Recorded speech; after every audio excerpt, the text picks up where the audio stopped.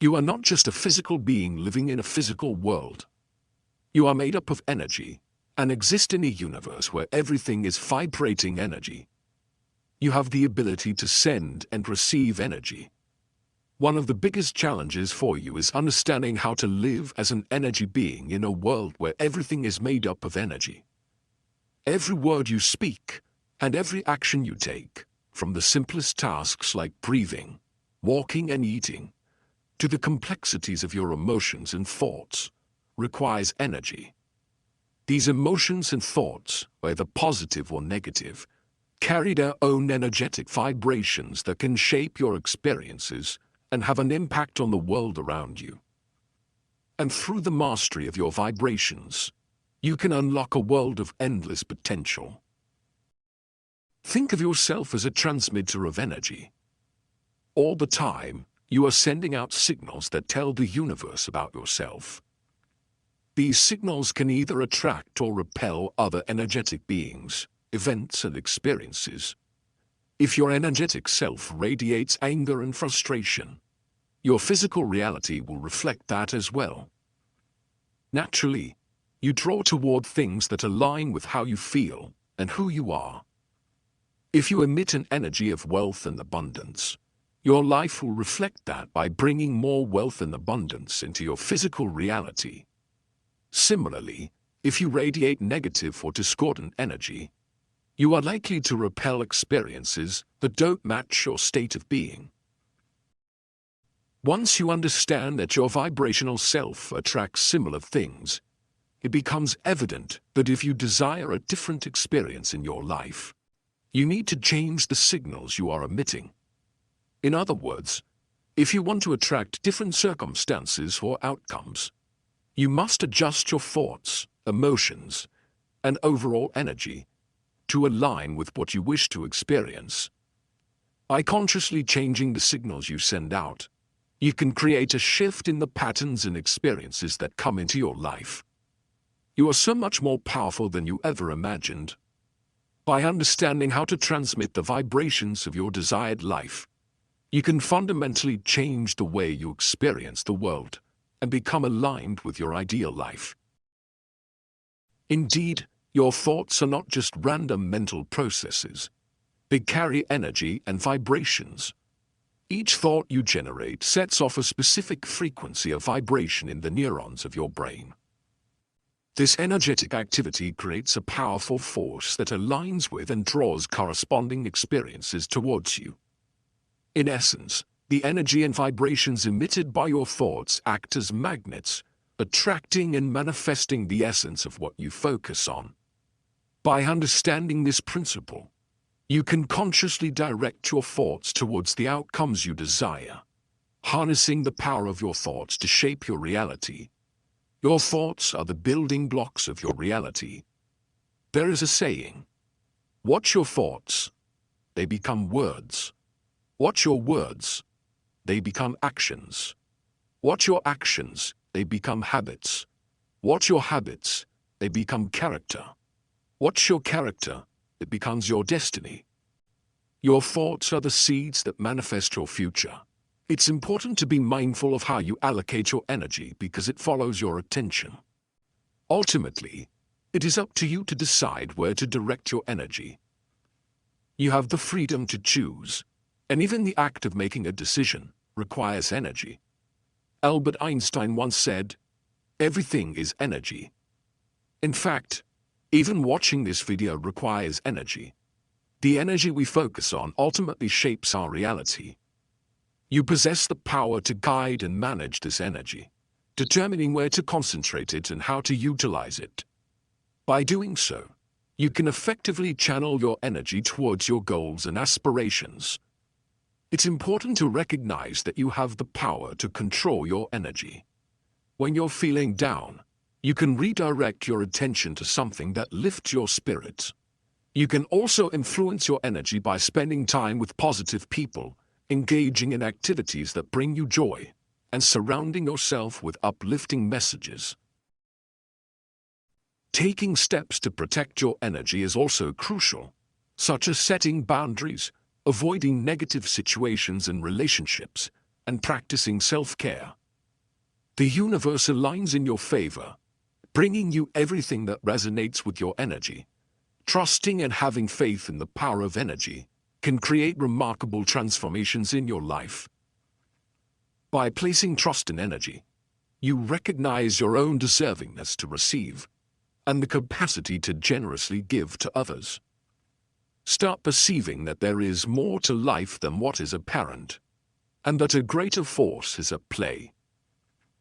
Become connected to something vast, something that possesses boundless knowledge, understanding, and love. Trusting in energy brings about remarkable changes in your well-being. Your energy aligns, your cells rejuvenate, and your overall health improves. Feelings of despair, confusion, and disappointment fade away, replaced by a sense of serenity, balance, and lightness. Your energy becomes clear, pure, and flows smoothly like a mountain stream. You embrace your worthiness and deservingness, and joy becomes a constant presence in your life. Wisdom and inner peace enrich your being, and clarity pervades your thoughts. This is the profound impact of energy, and when you place your trust in it, everything effortlessly falls into place. When you trust in the universe and have faith in your own abilities, your energy becomes both powerful and serene. Wisdom and tranquility emerge from within. Your thoughts transform into beliefs, and your dreams start to materialize in your reality. By believing in your aspirations and taking concrete steps towards them, you have the ability to create significant transformations in your life and accomplish everything you yearn for. Have faith in yourself and in the universe's guidance to lead you towards your purpose, and you will uncover your true mission in this world. Close your eyes and connect with your inner self, feeling the energy coursing through you. Feel the love, the strength, and the brightness. You are energy with the ability to create your reality and realize your aspirations. You are capable, worthy, and adored. Believe in yourself and the universe, and watch the magic develop in your life. To transform your thoughts into beliefs, it is crucial to actively practice the act of believing. By placing faith in the universe's ability to provide for your needs, acknowledging your potential desires and dreams, and embracing your deservingness of love and happiness, you can cultivate deep peace and joy. Remember, you are not a drop in the ocean. You are the entire ocean in a drop. Let your vibrations echo throughout eternity, and may your journey be one of endless discovery, growth, and transformation. The universe eagerly awaits your harmonious vibrations, ready to co-create a reality beyond your wildest dreams. By consciously choosing and aligning your thoughts, emotions, and beliefs with the desired vibration, you can attract and manifest corresponding experiences into your life. If you're still here, I would greatly appreciate your support through sharing and commenting. It would mean the world to me. Thank you for taking the time. I hope you have an absolutely beautiful day.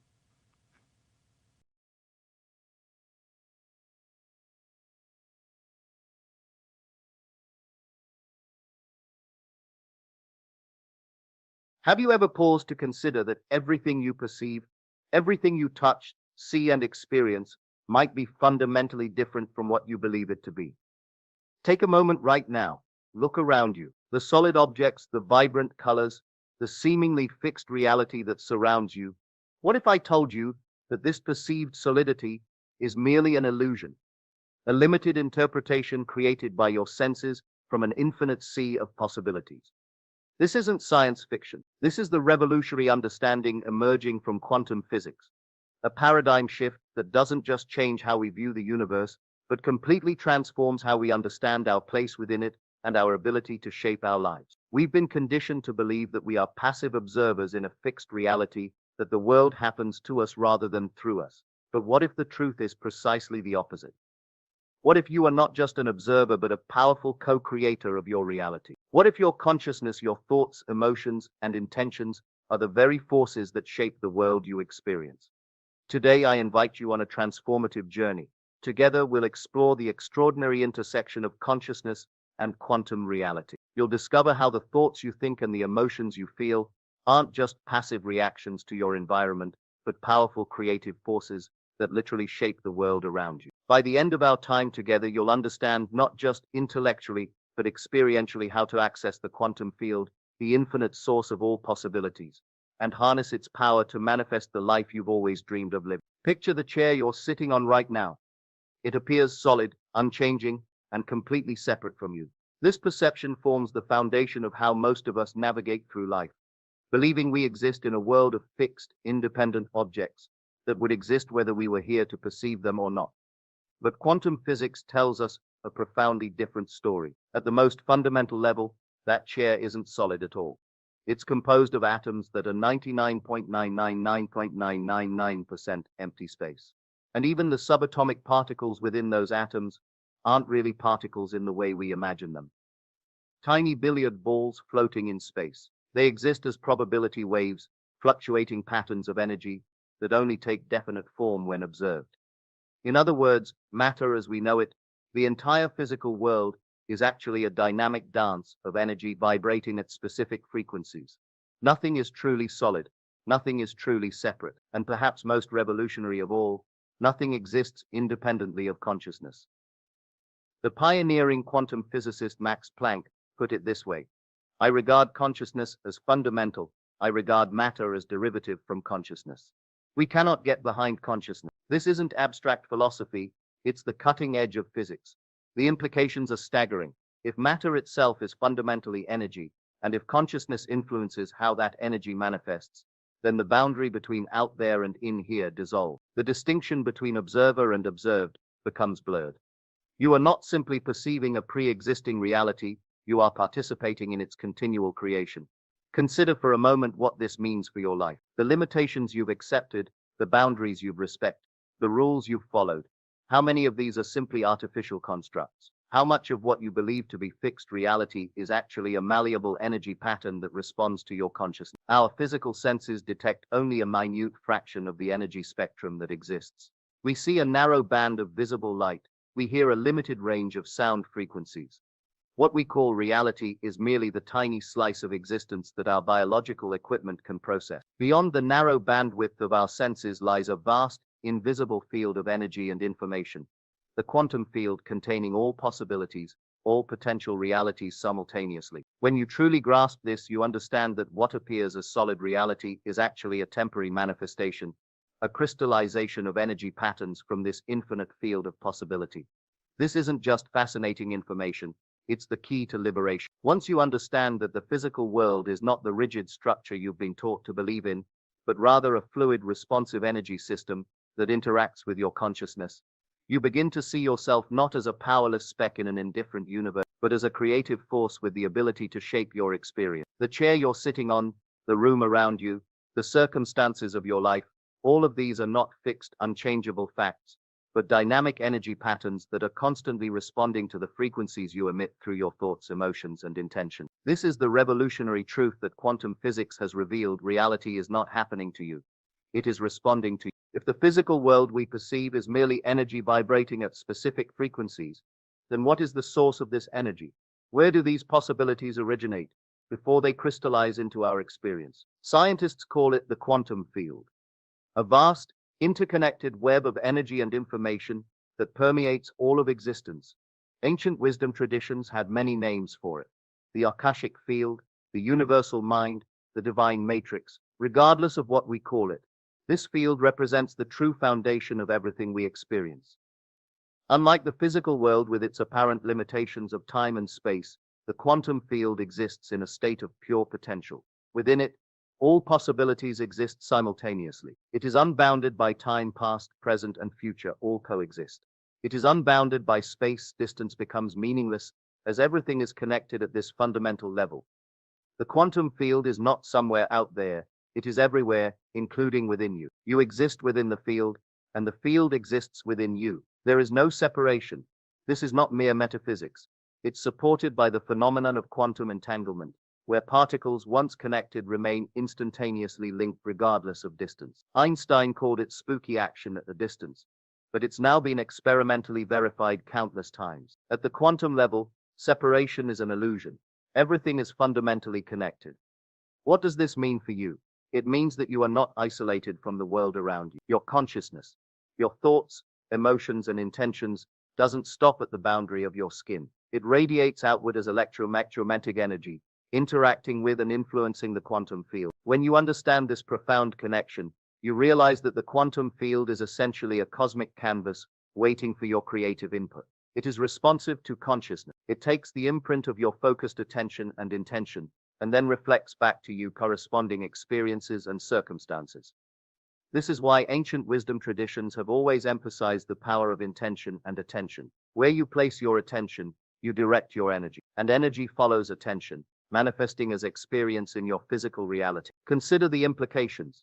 If the quantum field contains all possibilities, and if your consciousness influences which possibilities materialize in your life, then the limitations you experience aren't inherent in reality itself. They exist primarily in your own awareness, in what you believe is possible, in what you expect see reflected back to you. This is not to say that you can simply wish for anything and it will instantly appear. The process is both more subtle and more profound than that. It's about understanding that reality formation is a collaboration between your consciousness and the quantum field, a dance of energy, intention, and manifestation. The quantum field doesn't discriminate. It doesn't judge whether your desires are good or bad, whether you deserve them or not. It simply responds to the vibrational frequencies you emit. Like a perfect mirror, it reflects back to you experiences that match your predominant thoughts, emotions, and beliefs. This is why mastering your inner world, the realm of your thoughts and emotions, is so crucial. Every thought you think, every emotion you feel, sends ripples through the quantum field, attracting corresponding experiences back to you. When you live unconsciously on autopilot, your thoughts and emotions are largely reactive, shaped by past conditioning and external circumstances. You become caught in cycles of creating the same experiences over and over again. But when you become conscious of this creative process, you gain the power to intentionally shape the signals you send to the quantum field. This is the true meaning of empowerment, not forcing or controlling external reality, but mastering your inner reality. When you change from within, the world around you changes in response. The quantum field is not just a scientific concept, it's the very canvas upon which you paint your life experience. And consciousness is the brush with which you create. Let's explore more deeply how your consciousness interacts with the quantum field to shape your reality. Every thought you have, every emotion you feel, generates an electromagnetic frequency. These aren't abstract concepts. They're measurable energy patterns. Scientific instruments can detect the electromagnetic fields generated by your brain and heart. And these energy patterns don't stay contained within you. They radiate outward, interacting with the quantum field. When you think about something, whether it's a goal you want to achieve, a relationship you desire, or a problem you want to solve, you're not just having a private, internal experience. You're emitting a specific frequency into the quantum field. If that thought is fleeting and casual, its impact may be minimal. But when you focus intensely on something, especially when you combine that focus with strong emotion, you create a much more powerful, energetic signature. This is why clarity of intention is so crucial in the manifestation process. The quantum field responds precisely to the signals you send. If your thoughts are scattered, contradictory, or unclear, the field can only return scattered, contradictory, or unclear results. But when your intention is focused and coherent, you create a clear template in the quantum field that begins to attract corresponding circumstances and opportunities. Think of it like tuning a radio. When you dial in a specific frequency with precision, you get a clear, strong signal. If your dial is between stations, you get static and interference. Your consciousness works the same way. The clearer and more coherent your frequency, the clearer the response from the quantum field. This explains why some people seem to effortlessly attract positive experiences, while others struggle despite their best efforts. It's not about luck or favoritism from the universe. It's about the coherence and clarity of the signals they're sending to the quantum field. The quantum field doesn't distinguish between what you want and what you don't want. It doesn't recognize negation. When you focus intensely on avoiding something you fear, you're still focusing your energy on that very thing, inadvertently strengthening its pattern in the quantum field. This is why many spiritual traditions emphasize focusing on what you want to create rather than what you want to avoid.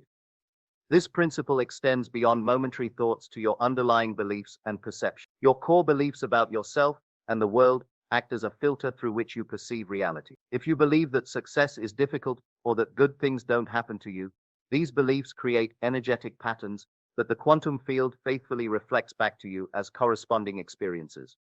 The good news is that these beliefs are not. They can be consciously examined and transformed. When you change your perception, how you fundamentally see yourself and the world, you change the frequencies you emit, and thus the experiences the quantum field reflects back to you. A simple shift in perspective can completely transform your reality because it changes the energy you project into the field. When you reframe a challenge as an opportunity, when you choose gratitude instead of resentment, when you respond with love instead of fear, you're not just changing your subjective experience, you're literally changing the energetic template from which your physical reality emerges. This is why so many spiritual traditions emphasize presence and mindfulness. When you're fully present, you gain conscious control over your thoughts and emotions rather than being driven by unconscious patterns and reactions. This presence gives you creative power, the ability to deliberately choose which frequencies you emit into the quantum field. Remember, reality is not happening to you, it is responding to you. Your consciousness is not a passive observer, but an active creator. Every thought, every emotion, every belief is a brushstroke on the canvas of your life. The more conscious you become of this creative process, the more deliberately you can paint the masterpiece of your existence. While your thoughts shape reality by directing your energy towards specific possibilities in the quantum field, it's your emotions that amplify this creative process, giving your thoughts the power to manifest in the physical world. Scientists have discovered that the heart generates an electromagnetic field that is up to 5,000 times stronger than the field generated by the brain. This powerful heart field extends several feet beyond your body, affecting everything and everyone around you. When you feel positive emotions like love, gratitude, or joy, this field becomes even more coherent and powerful. Imagine the difference. When your mind formulates a clear intention but your heart feels doubt, fear, or anxiety, you're sending mixed signals to the quantum field. It's like trying to tune into two radio stations simultaneously. The result is interference and distortion. But when your mind and heart are aligned, when you not only think about what you want to create, but deeply feel the emotions associated with already having it, you create a powerful, coherent signal that the quantum field responds to with remarkable precision. This mind-heart coherence creates what scientists call a state of psychophysiological coherence, a condition where your nervous system, cardiovascular system, hormonal system, and brain function in optimal coordination. Studies have shown that people in this state not only experience improved mental clarity, emotional stability, and physical health, but also demonstrate enhanced intuition and manifestation abilities. Think of intention as the arrow pointing toward your desired reality, while emotion is the bow that propels that arrow with force. Without emotional energy, your intentions remain weak, unable to gain sufficient momentum to manifest. But when charged with the powerful energy of positive emotion, your intentions become magnetic forces that rearrange the quantum field to bring your desires into physical reality. This explains why affirmations or visualizations sometimes fail to produce results. They remain intellectual exercises without the emotional component that gives them power. It's not enough to repeat positive statements if you don't genuinely feel the emotions associated with them. True creation happens when thought and feeling are perfectly aligned. But how do you achieve this powerful state of heart-mind coherence? It begins with mindfulness, becoming aware of any disconnect between what you say you want and how you truly feel about it. Many of us harbor unconscious negative emotions or limiting beliefs that contradict our conscious desires. These create energetic interference that blocks manifestation. Once you've identified any discord between your thoughts and emotions, you can work to bring them into alignment through several powerful practices. Number 1, emotional clearing. Release stored negative emotions through practices like EFT, emotional freedom techniques, meditation, breath work, or journaling. These techniques help dissolve the emotional blocks that prevent your heart from fully embracing your conscious intentions. Number 2, heart-focused breathing. By intentionally slowing and deepening your breath while focusing your attention on your heart area, you can quickly shift into a state of increased coherence. This simple practice has been scientifically proven to synchronize your heart rhythm and brain waves, creating the optimal state for manifestation. Number 3, heartfelt gratitude. Gratitude is one of the most powerful emotions for creating coherence. When you feel genuine gratitude for something even before it physically manifests, you align your vibration with that of your desired reality, accelerating its materialization. Number 3, embodied visualization. Rather than merely picturing what you want to create, fully immerse yourself in the sensory and emotional experience of already having it. Feel the joy, excitement, satisfaction, or peace that would accompany the fulfillment of your desire. This bridges the gap between intellectual intention and emotional resonance. When your heart and mind work in harmony, you become a powerfully coherent broadcaster of specific frequencies into the quantum field. Instead of sending mixed or contradictory signals, you emit a clear, strong frequency that magnetically attracts corresponding experiences. This coherence creates what many traditions call a state of flow, where synchronicities increase, opportunities arise unexpectedly, and manifestation seems to happen with ease and grace. What once required struggle now unfolds naturally, not because the external world has changed, but because you have changed your relationship with the quantum field that gives rise to your experience. The heart isn't just a pump circulating blood through your body.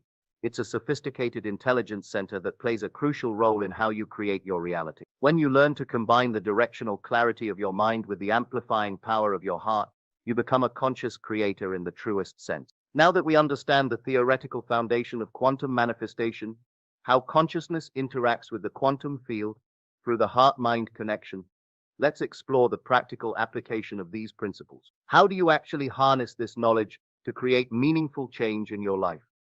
The process begins with presence. True creation happens in the present moment, the only point where your consciousness directly interfaces with the quantum field. Most of us spend our mental and emotional energy either rehashing the past or worrying about the future, leaving little creative power available for conscious manifestation. To access your creative power, you must first anchor yourself fully in the present. This means releasing preoccupation with what has been and what might be, allowing yourself to enter a state of heightened awareness where you become fully available to the infinite possibilities of the now. Meditation is one of the most powerful tools for cultivating this presence. Through regular meditation practice, you learn to quiet the constant chatter of your mind and enter a state of expanded awareness where you can more directly influence the quantum field. Research has shown that meditation actually changes your brain waves, shifting you from the beta state of normal waking consciousness to alpha and theta states, where the boundary between conscious and subconscious mind becomes more permeable. This is significant because your subconscious mind, which operates below the threshold of your conscious awareness, is responsible for approximately 95% of your thoughts, emotions, and behaviors. It's also the part of your mind that interfaces most directly with the quantum field. By accessing deeper brainwave states through meditation, you can reprogram subconscious patterns and more effectively implant new intentions into the quantum field. Once you've established a foundation of presence, the next step is to clarify your intention. Vague wishes or general desires lack the coherence necessary to reorganize energy patterns in the quantum field. The more specific and clear your intention, the more precisely the quantum field can respond. When formulating your intention, it's important to focus on what you want to create rather than what you want to avoid or eliminate. Remember, energy flows where attention goes. If you focus on eliminating debt, your attention is still on debt. Instead, focus on creating abundance and financial freedom. With your clear intention established, the next crucial step is to generate the emotional frequency that corresponds to your desire already fulfilled. This is where many people falter in the manifestation process. They wait to feel good until they see external evidence of their desire materializing. But in quantum manifestation, the emotion precedes the physical manifestation.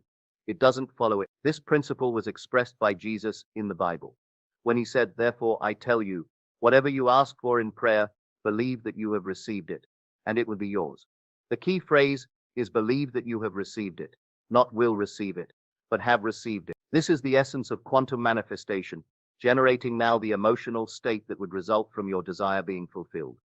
How do you genuinely feel emotions for something that hasn't physically manifested yet? This is where the power of your imagination comes into play. Your subconscious mind and the quantum field don't distinguish between a vividly imagined experience and an actual physical experience. When you imagine something with full sensory and emotional involvement, you generate the same neurological and energetic patterns as you would if you were actually experiencing it. This isn't pretending or self-deception. It's strategically using your imagination to create specific neural and energetic patterns that the quantum field can respond to. Athletes use this same principle when they mentally rehearse a perfect performance, generating the neural pathways that support the actual physical achievement. Once you've aligned your thoughts and emotions with your desired reality, the final step is perhaps the most challenging: letting go of attachment to how and when your desire will manifest. This doesn't mean becoming passive or abandoning your intention. Rather, it means trusting the intelligence of the quantum field to organize the countless variables necessary to bring your desire into physical form. Attachment to specific outcomes or timelines creates resistance and constriction in your energy field, which blocks the free flow of manifestation. Paradoxically, the more willing you are to release control over the details, the more quickly and elegantly your desires can materialize. This release of attachment is facilitated by cultivating trust. Trust in the process, trust in the quantum field, and trust in your own creative power. When doubt or anxiety arises, as it inevitably will, recognize it as simply another energy pattern that you can choose to transform through conscious awareness and emotional regulation. Regular practice of gratitude accelerates this entire process by aligning your frequency with that of receiving and abundance. When you feel genuine gratitude for what you already have and for what is coming into your life, you create an energetic match for more things to be grateful for. Gratitude is both the cause and the effect of successful manifestation. Remember that quantum manifestation isn't about forcing reality to conform to your ego's demands. It's about aligning yourself with the natural creative process of the universe, becoming a conscious conduit for possibilities to flow from the quantum field into physical expression. The more you practice these principles with an attitude of wonder, playfulness, and appreciation, the more you'll experience the joy of co-creating with the infinite intelligence of life itself. As you begin to integrate these quantum principles into your daily life, you'll notice a profound shift in how you experience reality. What once seemed like fixed limitations in your health, relationships, career, or any other area reveal themselves as malleable energy patterns that respond to your conscious attention and intention. This doesn't mean that overnight you'll acquire magical abilities to defy the laws of physics as we understand them. Rather, it means you'll begin to operate within an expanded set of possibilities that were always available but remained invisible to you because of your limited perception. The first and most noticeable change will likely be in how you experience challenges and obstacles. Instead of seeing them as proof of your limitations or as reasons to give up on your dreams, you'll begin to recognize them as temporary energy patterns that contain valuable feedback about your own consciousness. Every challenge becomes an invitation to examine what you're broadcasting to the quantum field and to adjust your inner state accordingly. You'll also begin to notice an increase in meaningful coincidences and synchronicities in your life. When you're aligned with the quantum field, the right people, resources, and opportunities tend to appear at precisely the right moments. What might previously have been dismissed as random chance now reveals itself as the intelligent orchestration of the quantum field responding to your conscious and subconscious signals. Your relationship with time will transform as well. When you're struggling against reality, trying to force outcomes through sheer willpower, time seems to drag and progress feels painfully slow. But when you're creating from alignment with the quantum field, time often seems to compress. Things that might normally take years can sometimes unfold in months, weeks, or even days. Perhaps most significantly, you'll experience a profound shift in your sense of self. The boundary between you and the world will begin to soften as you recognize that both are expressions of the same underlying quantum field. You'll feel less isolated and separate, more connected to all of life. This doesn't mean losing your individuality. Rather, your unique perspective becomes a gift that you offer to the collective field, a specific vantage point through which the universe experiences itself.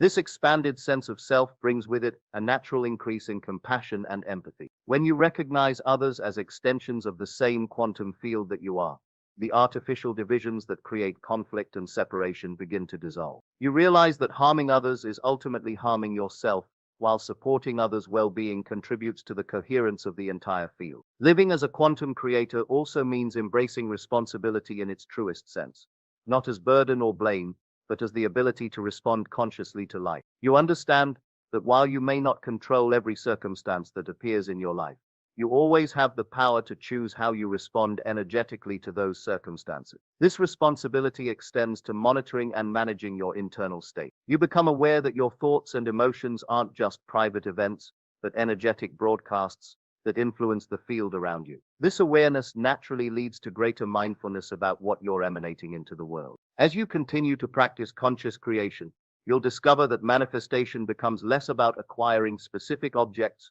or achievements and more about expressing your authentic essence. The question shifts from what do I want to have to who do I want to be and what do I want to create or contribute. This is when quantum manifestation becomes truly fulfilling, when it's aligned with your deepest values and highest purpose. Remember that becoming a quantum creator is a journey, not a destination. There will be moments of perfect alignment when manifestation feels effortless and magical. There will also be times when old patterns reassert themselves and you temporarily lose your connection to the field. This is not failure. It's part of the process of expanding your consciousness and refining your energy. The key is to approach this journey with patience, persistence, and self-compassion. Each time you notice yourself falling into reaction or limitation, simply acknowledge it without judgment and gently redirect your attention to the expanded possibilities available to you as a quantum creator. By consistently applying these principles, presence, clear intention, emotional alignment, trust, and gratitude, you progressively rewire your neural pathways and energy patterns to support conscious creation as your natural state of being. What once required deliberate effort eventually becomes second nature, your default way of interfacing with reality. This is the promise and the invitation of quantum living, to move beyond the confined boundaries of conventional existence into an expanded reality where you recognize yourself as the conscious creator of your experience. In this recognition lies true freedom, the freedom to choose, to create, and to express the full magnificence of who you really are. We've journeyed together through a profound exploration of quantum reality and conscious creation. We've discovered that the solid, fixed reality we once took for granted is actually a fluid, responsive energy field that mirrors our consciousness. We've learned that our thoughts and emotions are not contained within us, but radiate outward as electromagnetic frequencies that interact with the quantum field. And we've explored practical approaches to harness this understanding for creating meaningful change in our lives. But understanding these principles intellectually is just the beginning. True transformation happens when you begin to apply them consistently in your daily life. When you shift from knowing about quantum creation to actually living as a quantum creator. This shift doesn't happen overnight. It's a progressive awakening, a gradual reprogramming of deeply ingrained perceptions and patterns. Be patient with yourself as you integrate these new ways of being. Celebrate your successes, learn from your challenges, and maintain an attitude of curious exploration throughout the process. Remember that you're not alone on this journey. Throughout human history, wisdom traditions from around the world have recognized and taught these same principles, albeit using different language and frameworks. Modern quantum physics is simply providing scientific validation for what mystics, sages, and spiritual teachers have been saying for millennia. Consciousness creates reality. As you move forward from here, I encourage you to approach your life as a sacred laboratory for conscious creation. Each day presents countless opportunities to practice presence, clarify your intentions, align your emotions, and observe how the quantum field responds. Even small, seemingly insignificant experiences can provide valuable feedback about your state of coherence and alignment. As you build confidence in your creative abilities, you can gradually apply these principles to more challenging aspects of your experience. The key is consistent practice combined with compassionate self-awareness. Thank you for your presence and engagement throughout this journey. Remember, you are not a powerless speck in an indifferent universe. You are a magnificent expression of consciousness with the innate ability to shape your reality through the focused power of your attention and intention. The quantum field awaits your creative input. What will you choose to create? Right now, as you're listening these words, you're probably experiencing one of the most frustrating paradoxes of human existence. You wake up every single day with genuine intention. You set goals, you visualize your dreams, you speak positive affirmations into the mirror. You read the books, follow the gurus, practice gratitude, and genuinely believe that this time will be different. Yet here you are, months, maybe years later, staring at a reality that feels like deja vu. The same financial struggles wearing different masks, the same relationship patterns with different faces, the same internal battles with new names but identical wounds. And somewhere deep inside, a voice whispers the question that terrifies you most. What if I'm broken? What if I'm the problem? What if I'm destined to live this same life forever? Stop. Right there. That voice is lying to you. You are not broken. You are not cursed. You are not lacking in worthiness or potential. What you are is trapped in what I call the frequency prison, an invisible cage built not from bars of steel, but from the electromagnetic patterns of your own unconscious mind. Here's what nobody tells you about manifestation, about change, about creating the life you desire. The universe doesn't respond to your wishes. It doesn't care about your vision boards or your positive thinking. The quantum field, that invisible matrix from which all reality emerges, responds to only one thing: the vibrational signature you broadcast when you think nobody's watching. Think about this for a moment. Right now, as you're sitting there, your body is literally a broadcasting station. Every cell, every thought, every emotion is emitting a specific frequency. And that frequency, it's been programmed by decades of experiences, traumas, beliefs, and conditioning that happened largely before you were even conscious enough to choose differently. Your subconscious mind, that vast, powerful computer running beneath your awareness, doesn't care about your dreams. It cares about one thing: keeping you alive. And to your primitive brain, alive means familiar, even when familiar is painful. Here's a statistic that will blow your mind. Neuroscientists have discovered that 95% of your thoughts, emotions, and behaviors are completely unconscious. That means only 5% of your mental activity is actually under your conscious control. Hear that again. Only 5% of you is actively participating in creating your new reality, while 95% is unconsciously recreating your old one. This is why you can affirm abundance for hours and still feel anxious about money. This is why you can declare self-love in the morning and criticize yourself by evening. This is why you can visualize perfect relationships while unconsciously choosing partners who trigger your deepest wounds. Your conscious mind is like a person trying to row a boat upstream, while an unconscious motor is pushing you in the opposite direction at full speed. You're not failing because you lack willpower. You're failing because you're fighting an invisible force you didn't even know existed. But here's the breakthrough moment. Once you understand this game, you can change the rules entirely. The quantum field doesn't judge, it mirrors. The quantum field isn't punishing you. It's not playing favorites.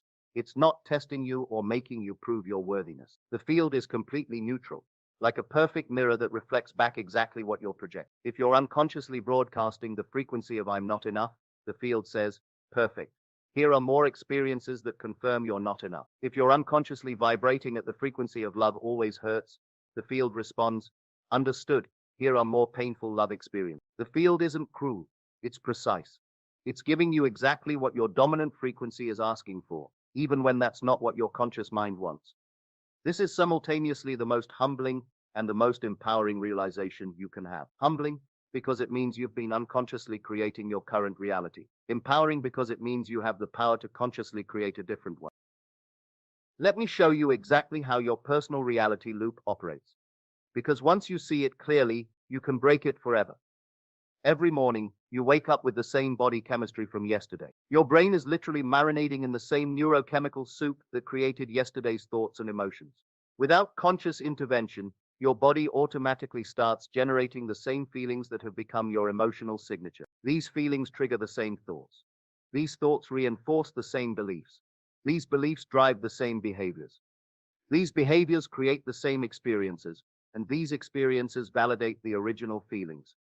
Completing the loop. It's like being stuck in a song that keeps playing the same verse over and over again. You keep hoping the chorus will change, but you're unconsciously hitting the repeat button every single day. Your relationships reflect this loop. If you unconsciously believe that love requires struggle, you'll magnetize people who make love feel like work.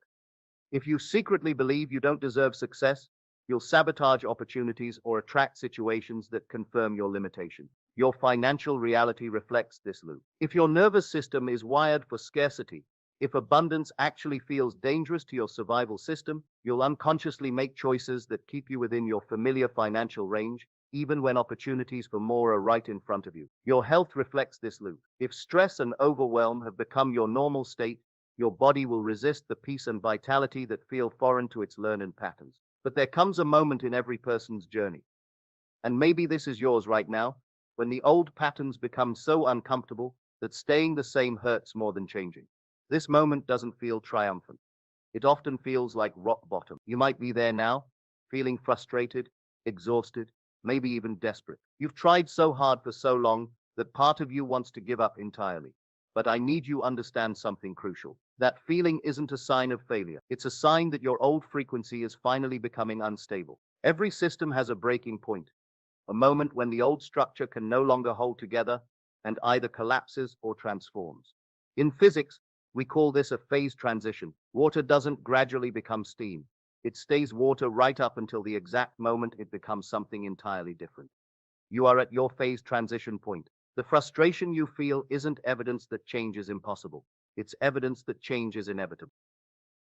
Most people don't recognize the signs of an impending breakthrough because they don't look like what we expect. We think transformation should feel good, but often it feels chaotic first.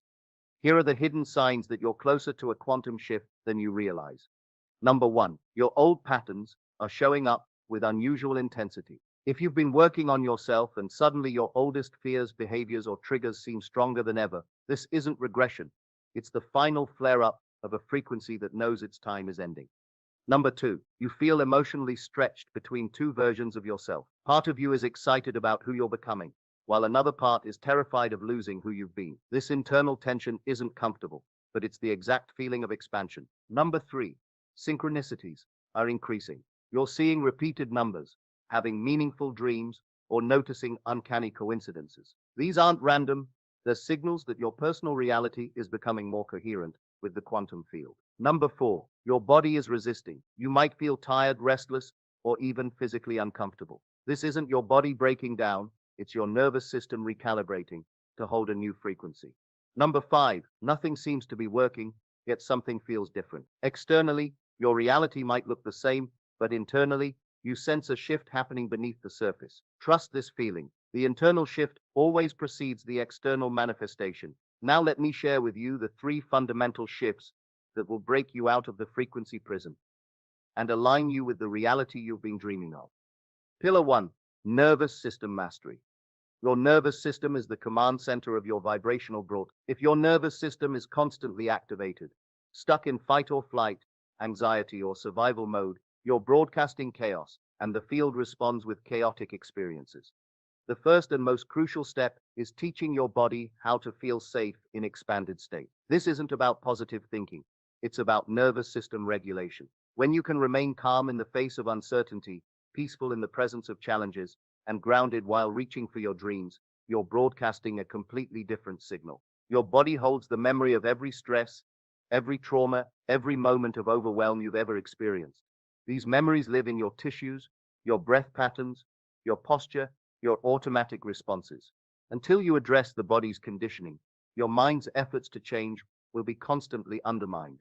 Think about the last time you tried to make a big change in your life. Remember how excited you felt initially? That excitement was real, but it was coming from your 5% conscious mind. Then, as you moved toward your goal, resistance crept in. Self-doubt surfaced. Old fears re-emerged. You found reasons to procrastinate or settle for less. This wasn't random. This was your 95% unconscious programming, stored in your body, pulling you back to what felt familiar and safe. Start here. For just 5 minutes every day, practice feeling the emotions of your desired reality. Not thinking about them, feeling them. If you want abundance, spend 5 minutes feeling genuinely grateful for what you have. If you want love, spend 5 minutes feeling worthy of love. If you want success, spend 5 minutes feeling proud of yourself. But here's the key. Do this slowly and gently. Your nervous system has been conditioned to certain emotional states for years, maybe decades. If you try to force new feelings too quickly or intensely, your system will reject them as foreign and dangerous. 5 seconds of genuine coherence, 5 seconds of truly feeling aligned with your desired reality, is more powerful than 5 hours of mental struggle. Quality of feeling, not quantity of time, is what creates the shift. Pillar 2, pattern interruption. The second pillar is becoming exquisitely aware of your unconscious loops. Most people live their entire lives without ever noticing the repetitive thoughts, emotions, and reactions that keep them trapped. You have approximately 60,000 to 70,000 thoughts per day, and research shows that 95% of them are the same thoughts you had yesterday. You're thinking the same thoughts, which create the same emotions, which drive the same behaviors, which create the same experience. This is why you can read every self-help book, attend every seminar, and learn every technique, yet still find yourself in the same situations. You're trying to create change from the same level of consciousness that created your current reality. Every time you catch yourself thinking an old thought, feeling an old feeling, or reacting in an old way, you have a choice point. This is where your power lives, not in never having the old patterns arise, but in choosing not to feed them with your energy. The moment you notice yourself slipping into an old pattern, pause. Take 3 deep breaths. Ask yourself, is this coming from who I was or who I'm becoming? Then consciously choose a response that aligns with your new identity.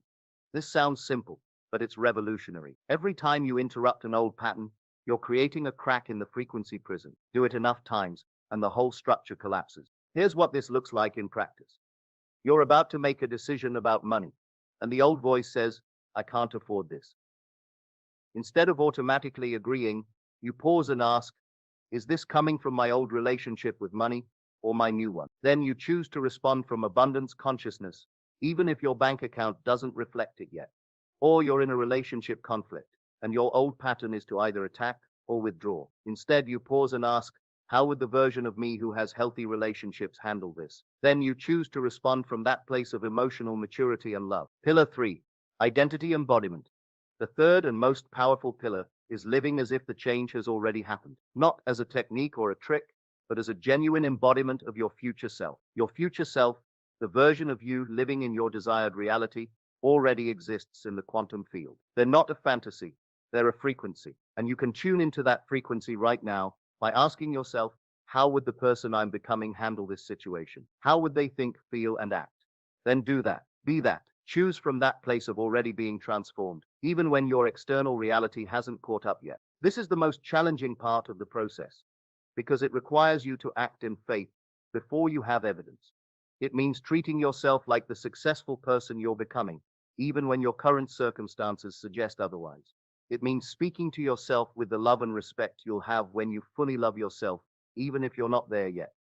Your identity isn't what you say it is. It's what your frequency says it is. It's the sum total of what you expect, what you allow, what you tolerate, what you settle into when nobody's watching.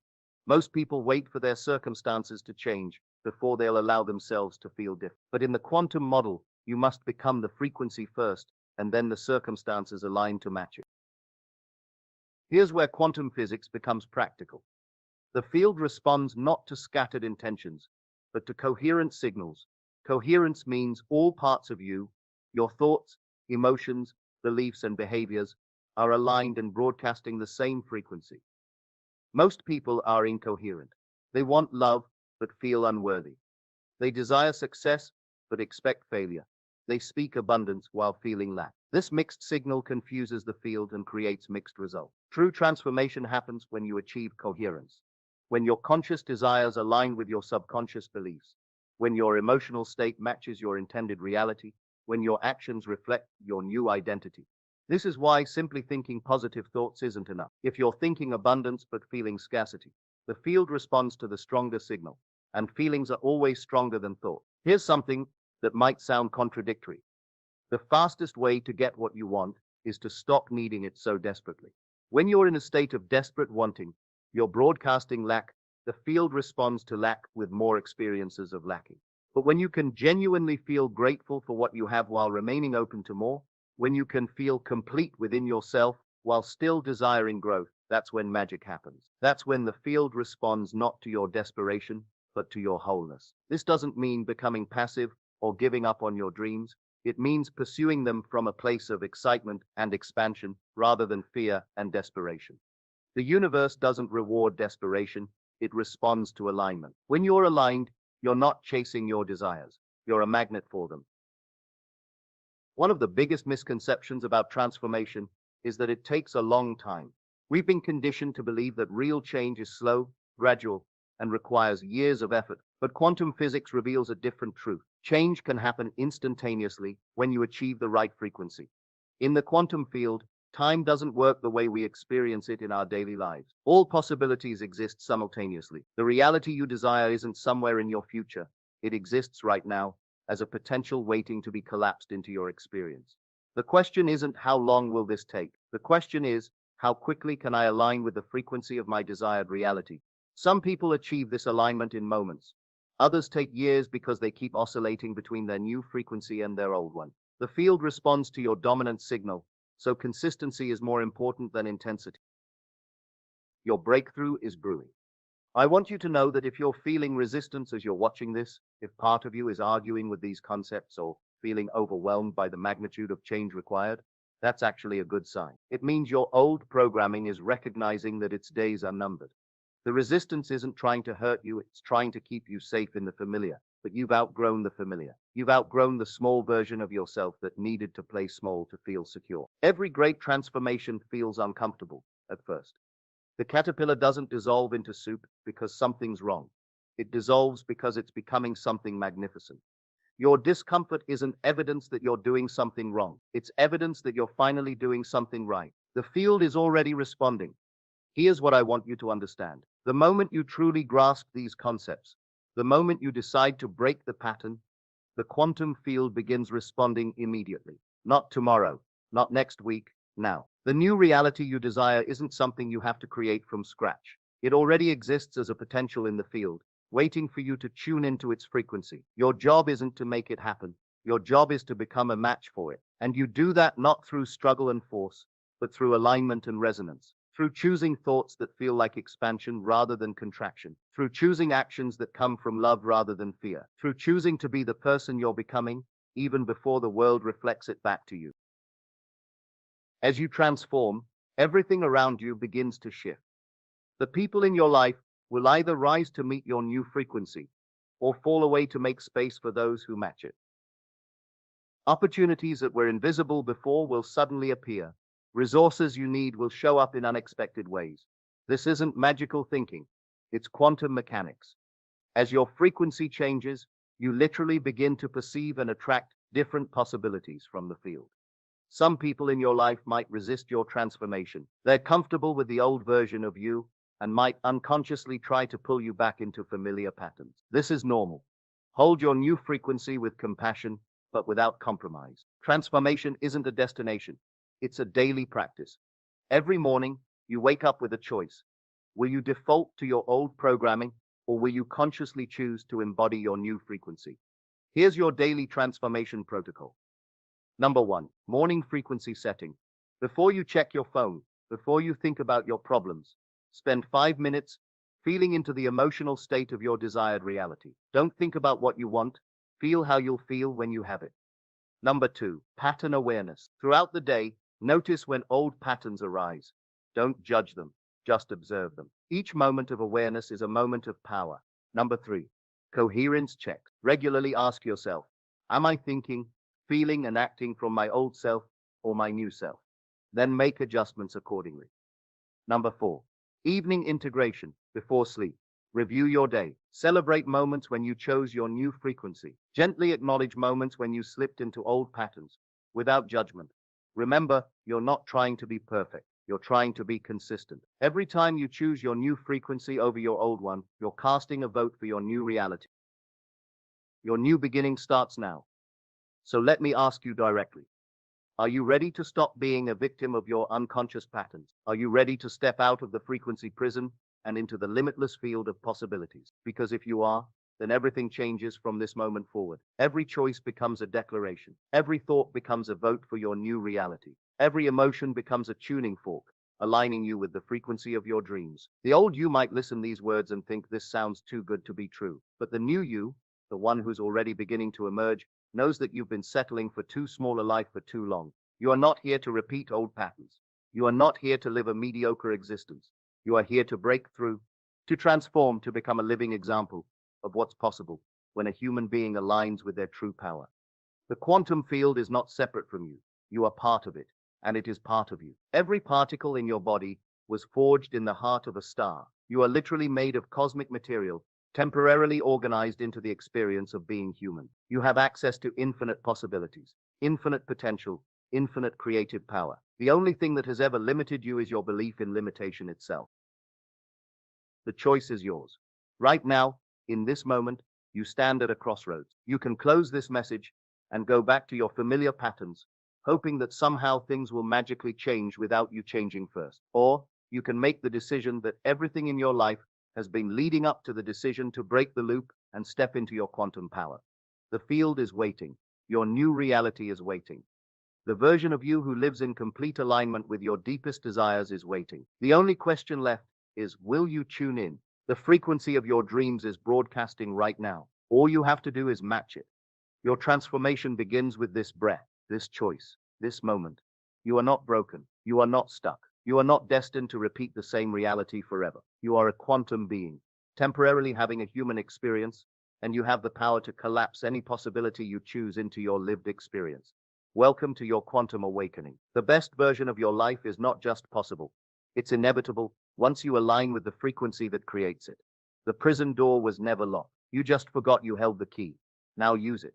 The loop ends here. Your new frequency begins now.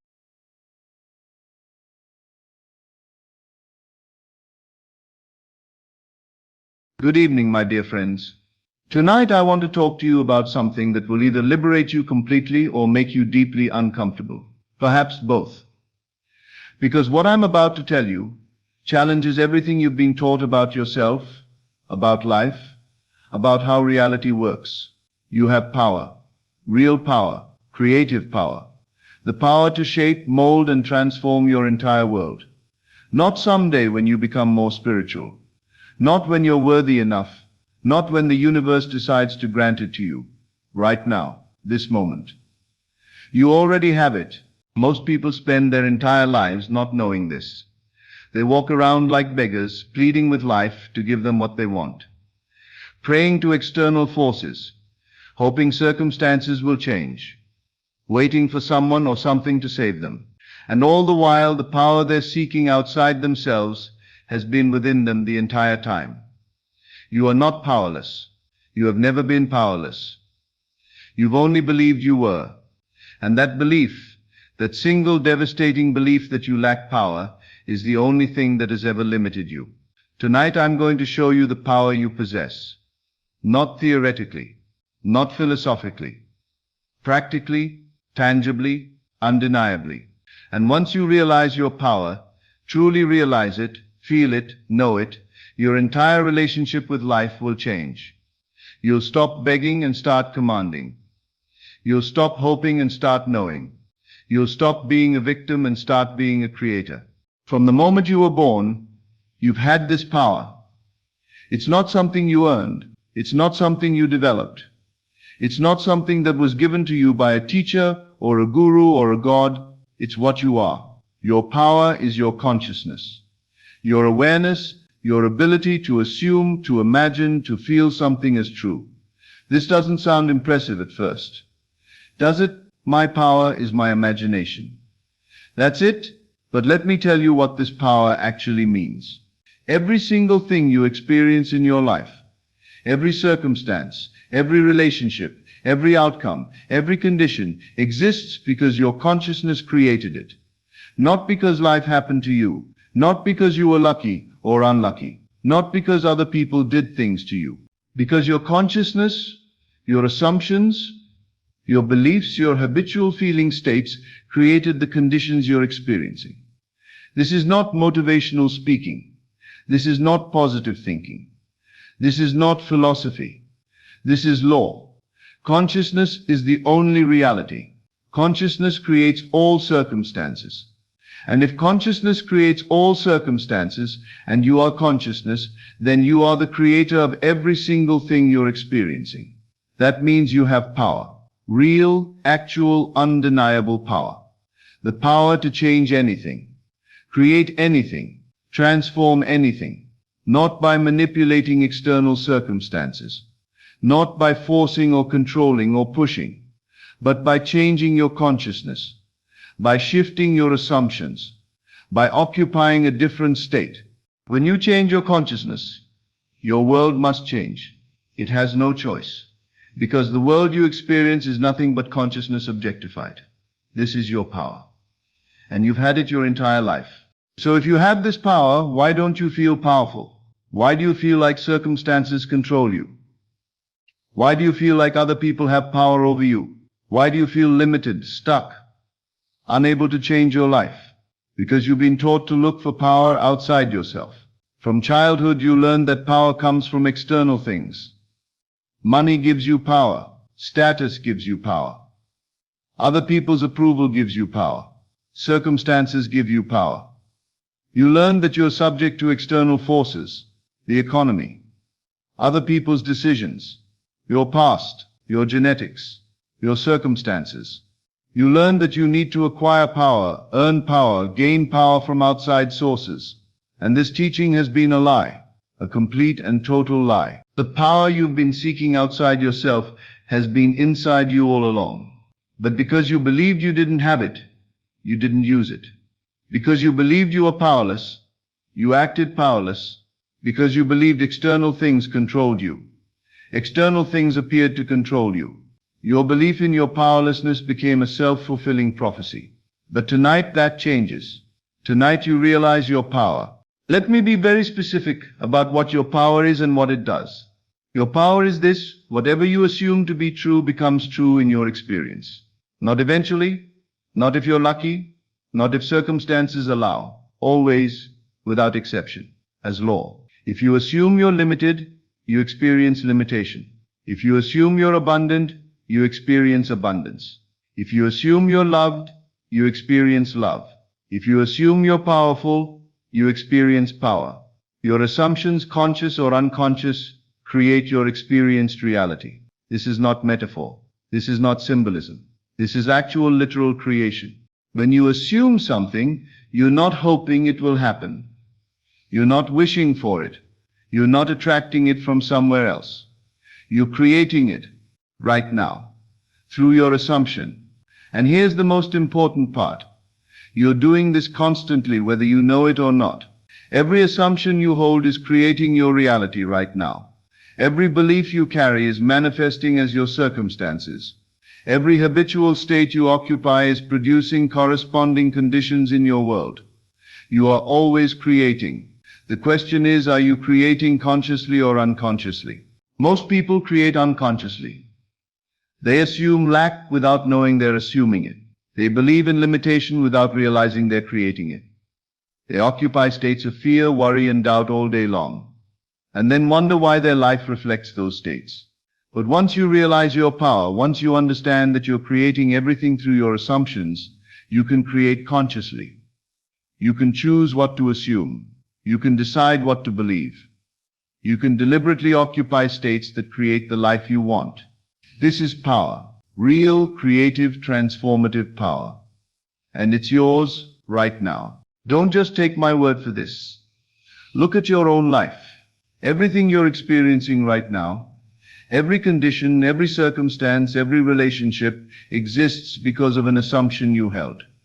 Your financial situation reflects your assumptions about money. Your relationships reflect your assumptions about love, worth, and connection. Your health reflects your assumptions about your body.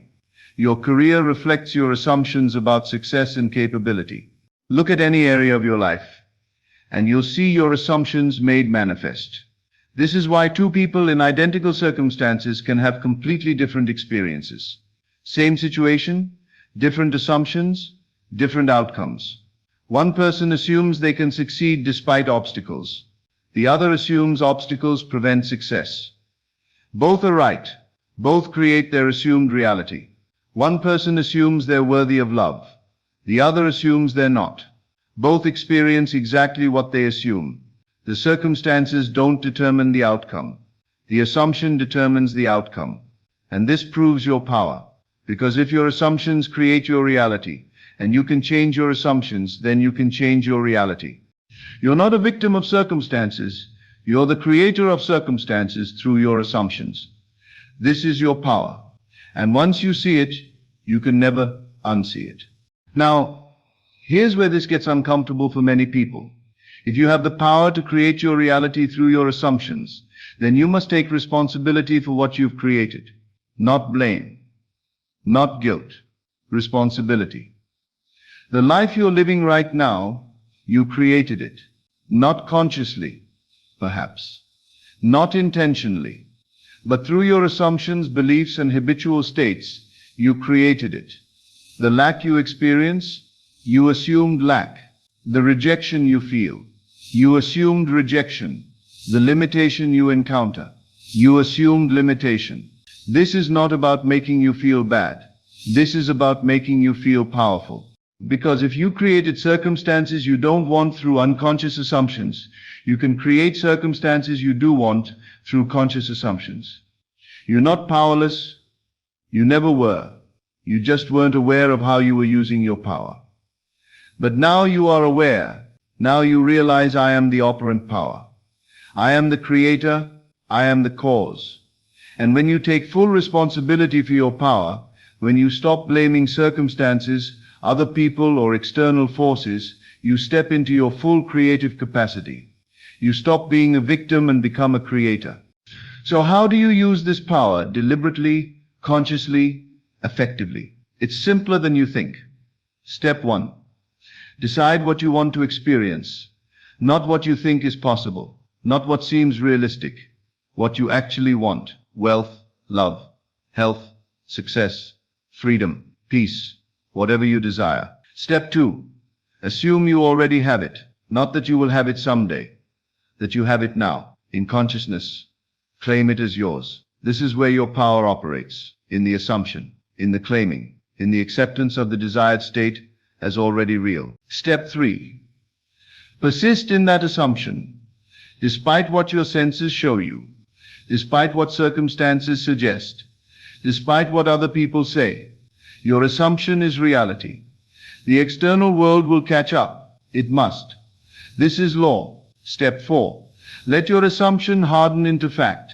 Through persistence, through faith, through unwavering occupancy of your desired state, your assumption becomes so real in consciousness that it must objectify in your world. This is how you use your power. This is how you create consciously. You don't beg. You don't hope. You don't wait. You assume. You claim. You know. And what you know in consciousness becomes what you experience in reality. Let me be very clear about the scope of your power. There is nothing in your life that you cannot change through a change in consciousness. Nothing. Your finances? Change your assumption about money, and your finances must change. Your relationships? Change your assumption about love and connection, and your relationships must transform. Your health? Change your assumption about your body, and your health must improve. Your circumstances?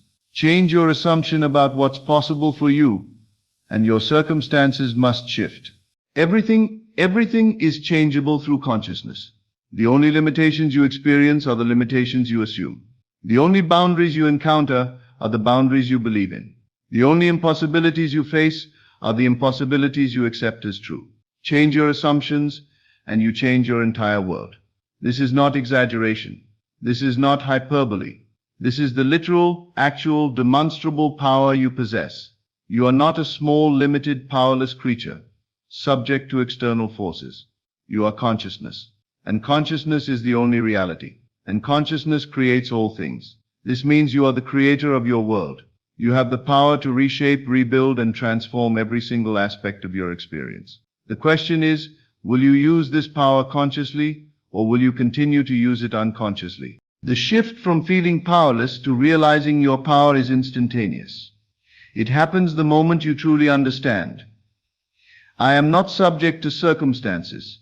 Circumstances are subject to me, to my consciousness, to my assumptions, to my state. When this understanding clicks, when you really get it, everything changes. You stop asking if you can have what you want and start claiming it. You stop wondering how it will happen and start knowing it will. You stop looking for permission from external sources and start giving yourself permission through assumption. You stop living as a victim and start living as a creator. This doesn't mean you become arrogant or controlling. It means you become aware, conscious, deliberate. You recognize that the power you've been seeking, praying for, hoping for, has been within you all along. You are the power. You always have been. Tonight I want you to do something specific.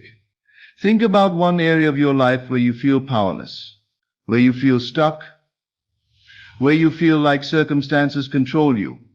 Maybe it's money, maybe it's love, maybe it's health, maybe it's your career.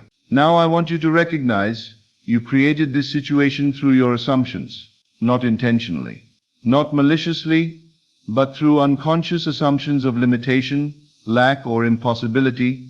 You created what you're experiencing. And if you created it unconsciously, you can create something different consciously. Tonight before you sleep, assume the opposite. Assume you have power in this area. Assume you can change it. Assume the desired outcome is already yours. Feel what it feels like to be powerful in this situation, to have control, to be the creator rather than the victim. And tomorrow wake up knowing I am not powerless. I have never been powerless. I am the operant power in my life. And then live from that knowing. Make decisions from that power. Think from that creative capacity. Watch how quickly your experience changes when you realize your power and use it consciously. Let me end with this truth. You are not here to beg life for what you want. You are not here to hope and pray and wish. You are not here to be a victim of circumstances. You are here to create, to shape reality through consciousness, to manifest your desires through assumption. This is your power. This has always been your power. And the moment you realize it, truly realize it, your entire life transforms. Because a person who knows their power doesn't struggle. They don't fight. They don't force. They simply assume, persist, and manifest. This is who you are. This is what you can do. You are not powerless. You are not limited. You are not subject to external forces. You are consciousness. You are the creator. You are the power. Realize it. Accept it. Use it.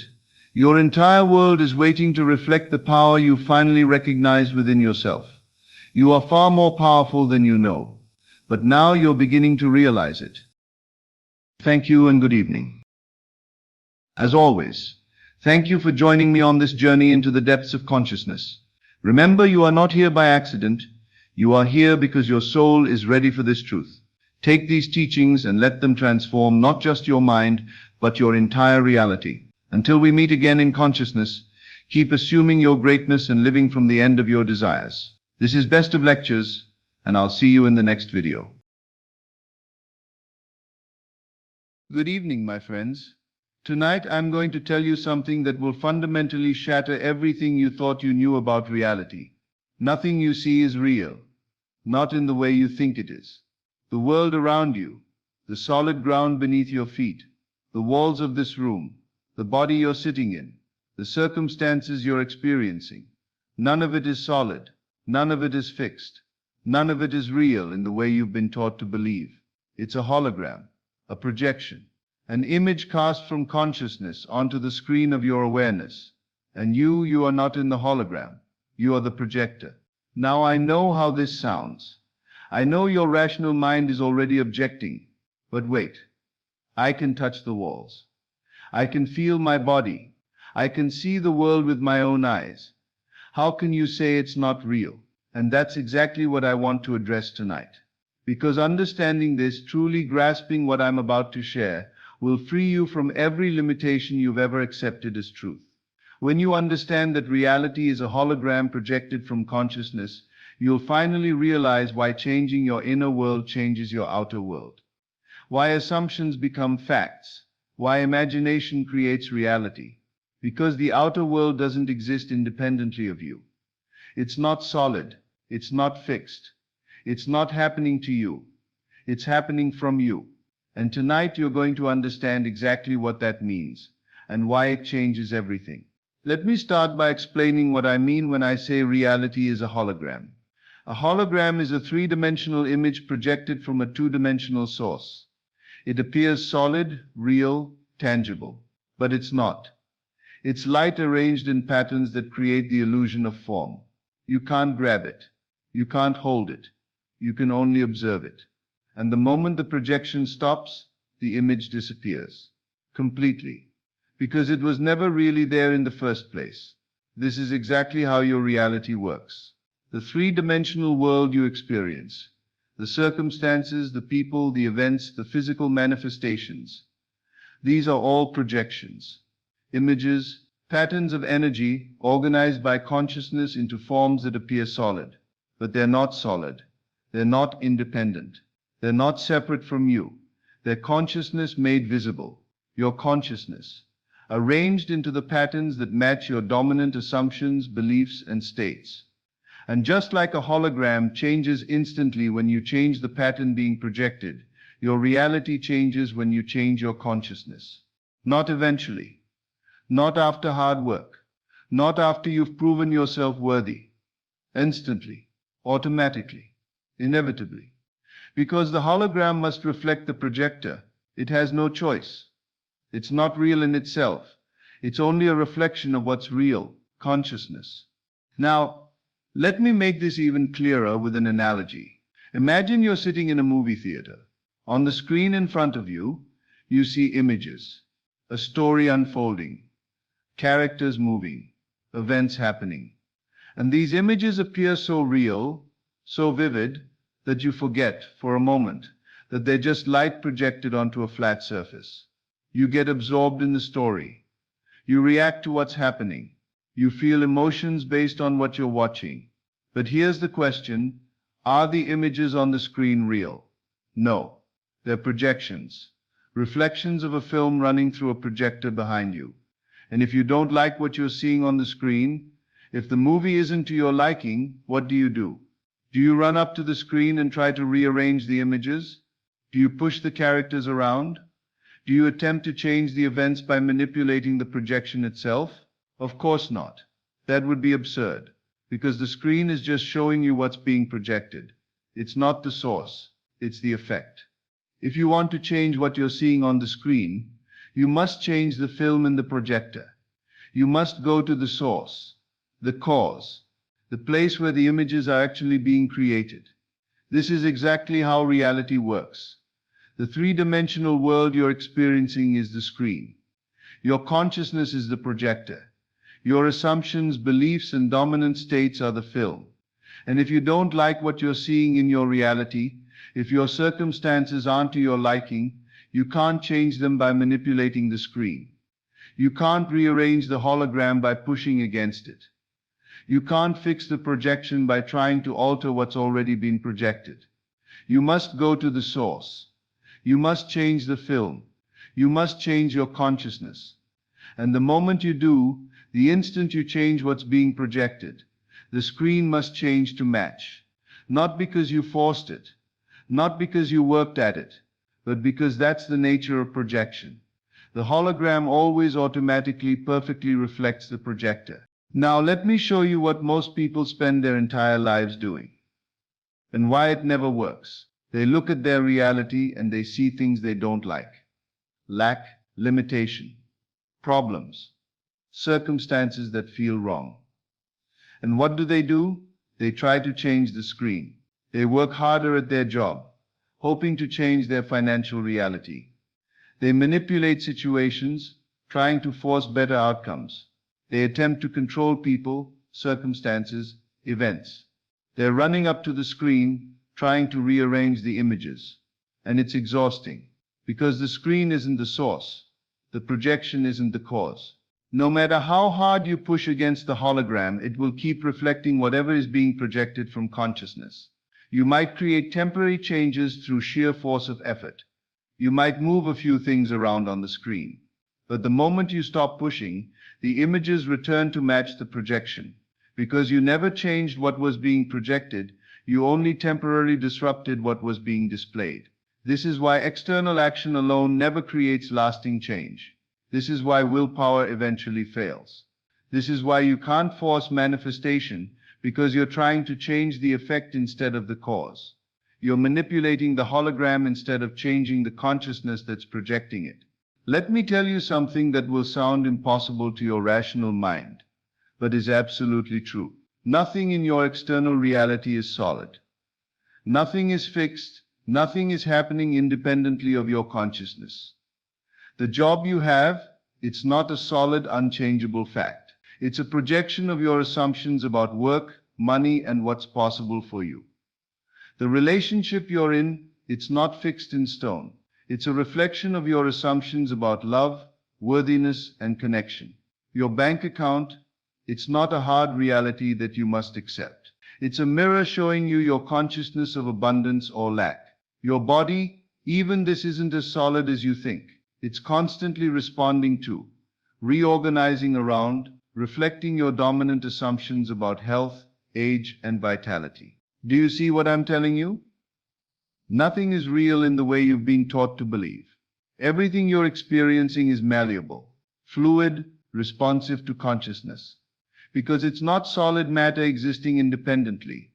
It's consciousness arranged into temporary patterns that appear solid. And the moment your consciousness shifts, the moment you change what you're projecting, those patterns must reorganize.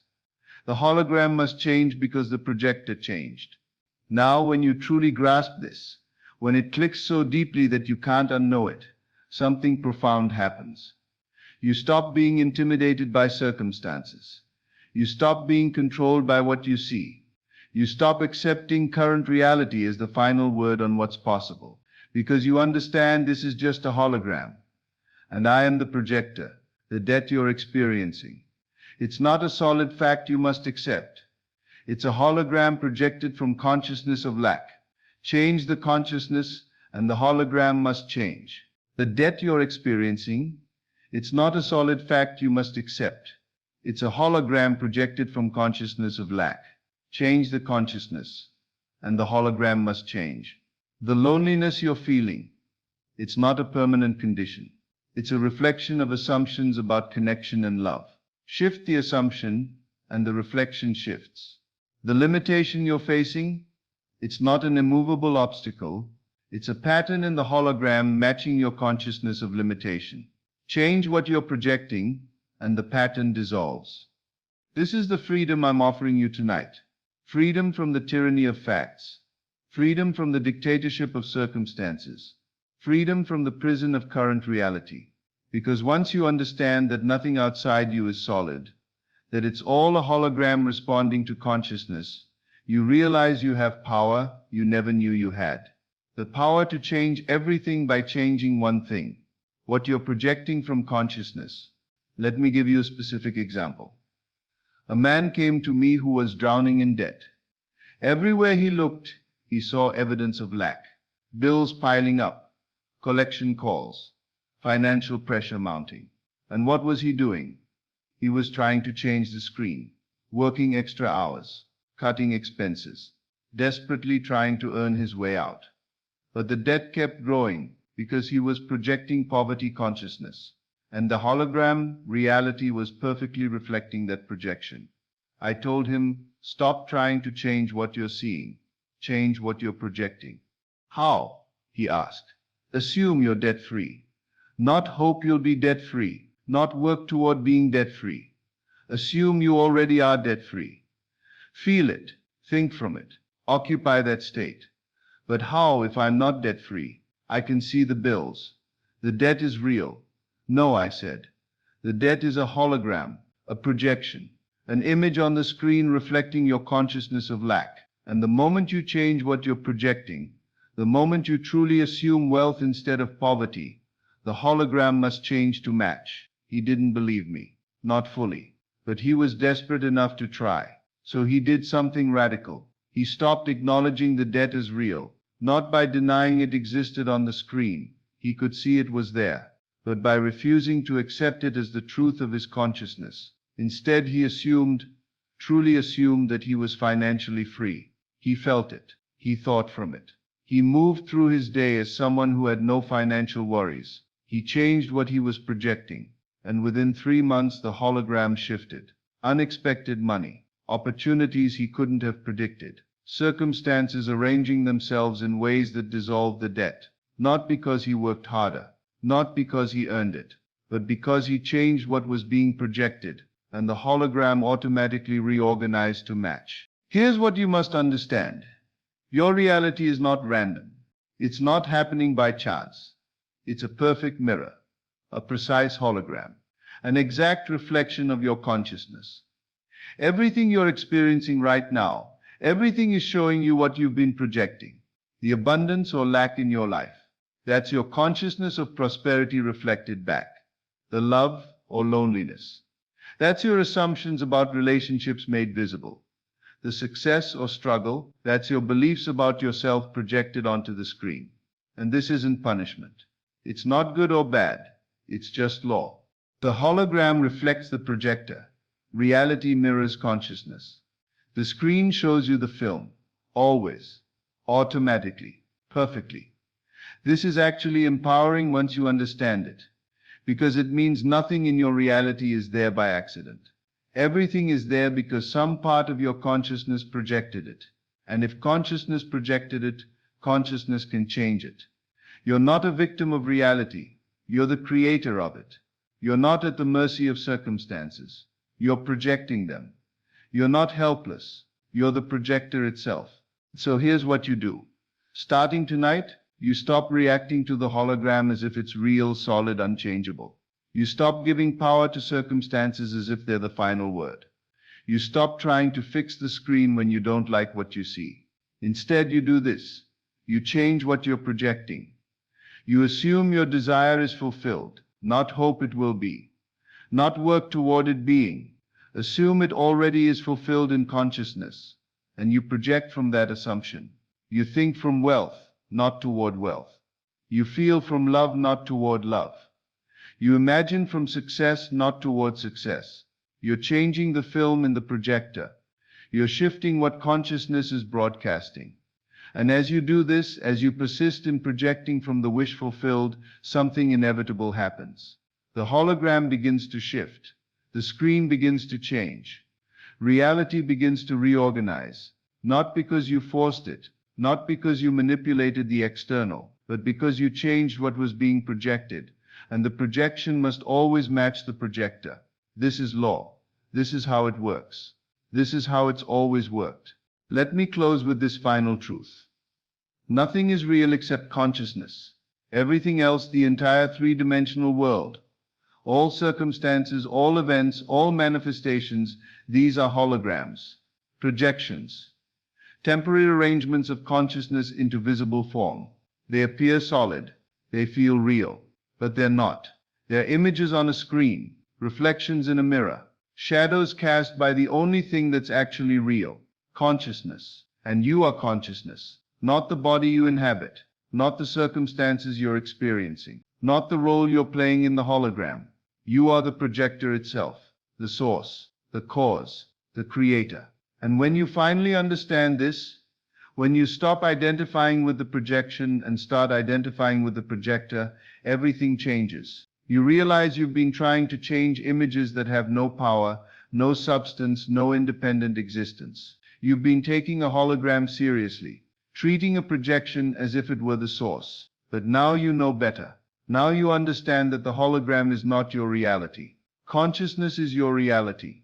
And the moment you change your consciousness, the instant you shift what you're projecting, the hologram must change. Not might change, not could change, must change. Because that's the nature of projection. That's the law of the hologram. The screen always reflects the projector. Reality always mirrors consciousness. The outer always matches the inner.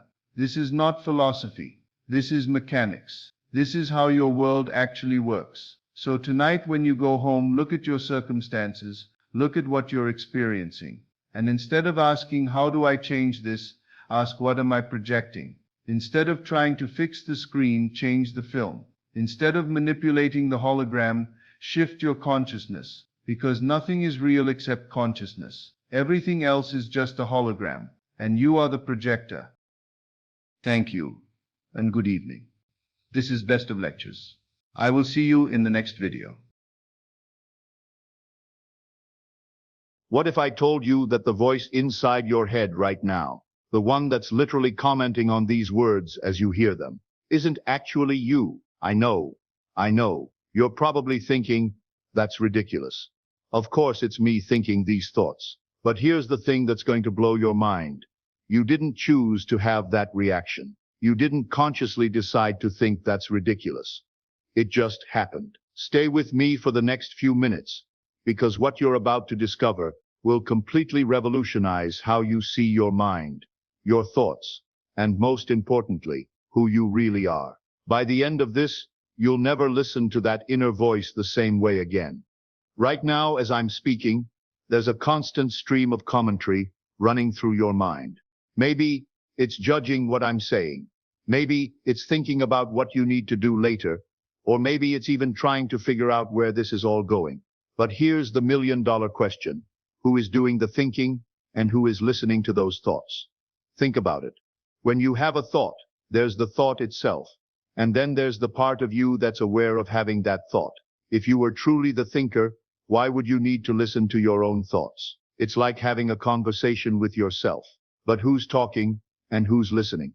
This is where it gets fascinating. Every single day, from the moment you wake up until you fall asleep, you're tuned into this internal radio station that never stops broadcasting. What should I wear today? Did I remember to lock the door?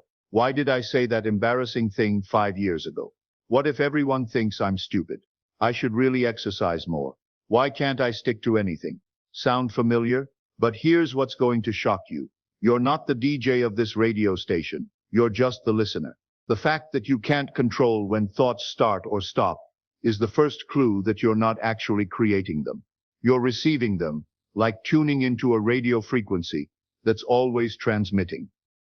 Now, let's dive deeper into what's actually happening inside your skull. Your brain is essentially a 3-pound biological supercomputer, processing about 60,000 thoughts per day. That's roughly one thought every 1.4 seconds during your waking hours. But here's the kicker. Studies show that 95% of these thoughts are the same ones you had yesterday, and the day before, and the day before that. Think about that for a moment. You're essentially watching the same mental movie on repeat, day after day, year after year. No wonder life can feel so predictable and stuck sometimes. Your brain is literally running the same programs over and over again, like a computer that never gets updated. Your subconscious mind is like a massive library that never forgets anything. Every experience you've ever had, every word you've ever heard, every emotion you've ever felt, it's all stored in there. And this library has a very particular job: keep you alive at all costs. And here's where it gets fascinating. Your brain doesn't distinguish between a real threat and an imagined one. When you're lying in bed at 2 a.m., worrying about a presentation next week, your nervous system responds as if you're being chased by a predator right now. Your heart rate increases, stress hormones flood your system, and your body prepares for fight or flight. All because of thoughts about something that hasn't even happened yet and might never happen. This is why your inner voice is often so negative. It's not trying to make you miserable. It's trying to protect you by constantly scanning for threats, problems, and potential dangers.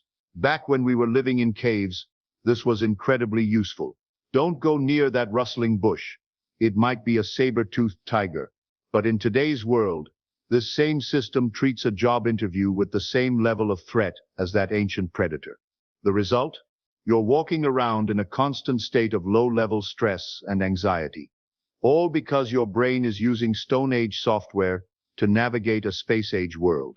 Your thoughts are creating a reality that doesn't actually exist, but your body and emotions respond as if it's completely real. But wait, it gets even more interesting. Many of the thoughts you think are yours aren't even originally yours at all. They're hand-me-downs from your parents, your culture, your society, and your past experiences. Think about your beliefs around success. Did you consciously choose to believe that success means working 60 hours a week? Or did that belief get programmed into you by watching your parents, your teachers, the media? What about your thoughts on relationships, money, or even what it means to be happy? Here's a mind-bending example. If you were born in ancient Greece, your thoughts about the nature of reality would be completely different from someone born in medieval Europe, who would think differently from someone born in modern-day Japan. The voice in your head is speaking in the language of your cultural programming, not your authentic truth. Your subconscious mind is like a sponge that soaked up all these external messages, and now it's playing them back to you as if they're your own original thoughts. You've been living your life according to a script that someone else wrote, thinking it was your own voice the entire time. But here's where it gets really wild. Scientists have discovered that we can actually inherit trauma and behavioral patterns from our ancestors through something called epigenetic inheritance. This means some of the fears and anxieties you experience might not even be from your own life experiences. They could be emotional echoes from your great-great-grandmother's struggles that are still reverberating through your DNA. So when that voice tells you you're not safe, or you can't trust people, or money is the root of all evil, ask yourself, is this really my belief, or am I just playing back someone else's old programming? How much of what you think you believe is actually just inherited mental software that was never designed for your unique life and circumstances? Here's where things get really wild. The reason we're so attached to this inner voice is because we think it defines who we are. When the voice says, "I'm not good enough," we don't hear it as just a random thought. We hear it as a fundamental truth about our identity. But let me ask you this. If you are your thoughts, then who's the one observing those thoughts? When you notice that you're thinking, who's doing the noticing? There's clearly a part of you that's separate from the thinking process, the part that can step back and watch your mind at work. This observer, this awareness that can witness thoughts without being consumed by them. That's closer to who you really are than any thought could ever be. Here's a fascinating exercise. Try to think about the last time you were completely absorbed in an activity. Maybe playing music, painting, having an amazing conversation, or even just petting a dog. In those moments, where was the voice? It was quiet, wasn't it? But did you disappear? Of course not. You were more present and alive than ever. This reveals something profound. Your truest self emerges not when the voice is loudest, but when it's quietest. The real you isn't found in the constant mental commentary. It's found in the aware presence that exists, whether thoughts are present or not. But society has convinced us that we need to constantly think to exist. I think, therefore I am, as Descartes famously said. But what if it's actually the opposite? What if it's I am, therefore I can think? What if thinking is just one of many tools available to consciousness rather than consciousness itself? Consider this. You are aware of your thoughts, which means you must be something more than your thoughts. You are aware of your emotions, which means you're more than your emotions. You are aware of your body, which means you're more than your body. So what is this you that's aware of all these things? That's the real question that will change everything. Let me tell you a story that will illustrate just how much this inner voice controls your life. Imagine you have a brilliant idea for a business, a creative project, or maybe just asking someone out on a date. You get excited for about 2.3 seconds, and then the voice kicks in. That's a terrible idea. You don't have enough experience. What if you fail? People will laugh at you. You're not smart enough for this. Remember last time you tried something like this? You should just stick to what you know. And just like that, your brilliant idea dies before it even has a chance to breathe. How many dreams have you abandoned because of this voice? How many opportunities have you missed? How many times have you played it safe? Because the voice convinced you that you weren't ready, weren't good enough, or weren't worthy. The tragic irony is that by trying to protect you, this voice is actually limiting you. It's keeping you trapped in a comfort zone that's comfortable for your past self, not your potential future self. Now here's something that might sound counterintuitive. We're actually addicted to this inner drama. Even when the voice is making us miserable, we keep listening because it gives us a sense of identity and purpose. Think about it. When everything in your life is going well, what does your mind do? It gets bored and starts creating problems to solve. Things are going too well. Something bad must be about to happen. I should worry about this and this and this. We've become addicted to the familiar chaos of our own thoughts because silence feels unfamiliar and even scary. Who would you be without your worries, your stories, your mental drama? The voice has convinced you that without it, you'd cease to exist. But here's the beautiful truth. The real you exists in the space between thoughts. Have you ever had a moment of complete peace? Maybe in nature, or during a perfect sunset, or in the arms of someone you love. where your mind went completely quiet. In those moments, did you disappear? Of course not. You were more present, more alive, more yourself than ever. There's actually a neurological reason for this addiction. Every time you engage with a dramatic thought, your brain releases small amounts of stress hormones like cortisol and adrenaline. Over time, your nervous system becomes dependent on these chemical hits. Just like any other addiction, you literally become addicted to your own stress. This is why meditation can feel so uncomfortable at first. You're going through withdrawal from your own mental drama. Your brain is like a cocaine addict being asked to sit quietly without their drug of choice. It will create increasingly dramatic thoughts to try to pull you back into the familiar chaos. But here's the incredible part. Just like recovering from any addiction, once you break free from this pattern, you discover a natural high that's far superior to anything the drama could provide. The peace, clarity, and joy that emerge from a quiet mind are infinitely more satisfying than the temporary rush of mental stimulation.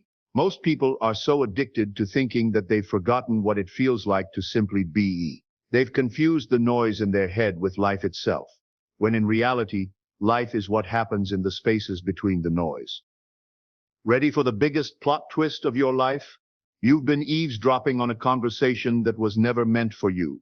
The voice in your head is like background processing software running on your brain's operating system. It's not your CEO making executive decisions. It's more like your spam filter, sorting through millions of bits of information and creating a running commentary based on outdated programming. Imagine if you walked by someone else's house and heard them talking inside, and you stood there for hours listening to their conversation and getting emotionally invested in their drama. That would be weird, right? But that's essentially what you're doing with your own thoughts. The voice is just your brain doing its job, processing, categorizing, and commenting on everything. But somewhere along the way, you started believing that this background chatter was the real you. Let's do another quick experiment. Right now, notice that you're breathing. Feel the air going in and out of your lungs. Now notice that you're sitting or standing somewhere. Feel the surface beneath you. Now notice that you're having thoughts about this experiment. What just happened? There was the breathing, the sitting, the thinking, and then there was you, noticing all of it. The you that notices is fundamentally different from the things being noticed. Your thoughts, emotions, and sensations are like clouds passing through the sky of your awareness. The clouds change constantly, but the sky remains unchanged. This awareness, this witness consciousness, doesn't have opinions about what it observes. It doesn't judge, criticize, or create stories. It simply sees what is. And this awareness is available to you 24/7. But most of the time, you're too busy listening to the voice to notice it. And here's what's absolutely mind-blowing about this. This awareness has been with you your entire life, completely unchanged. The thoughts of a 5-year-old you are completely different from your thoughts now. But the awareness that witnessed those childhood thoughts is exactly the same awareness that's witnessing your thoughts right now. Your body has changed. Your personality has evolved. Your beliefs have shifted. Your circumstances have transformed.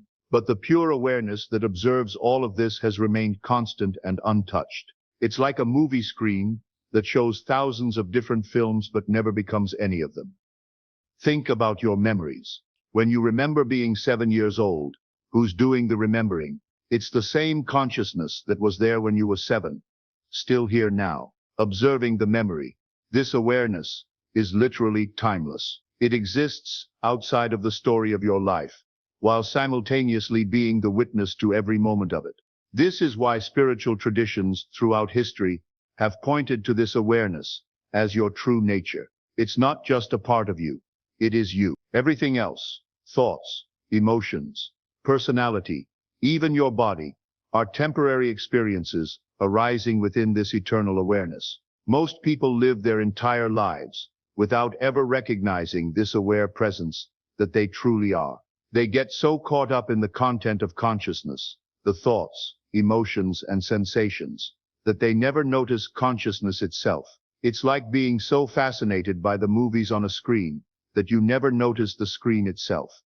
But here's where everything changes. The moment you realize you're not your thoughts, you gain the power to choose which ones to believe. It's like discovering you have a remote control for your mind that you never knew existed. When the voice says, "I'm a failure," instead of automatically believing it, you can respond with curiosity.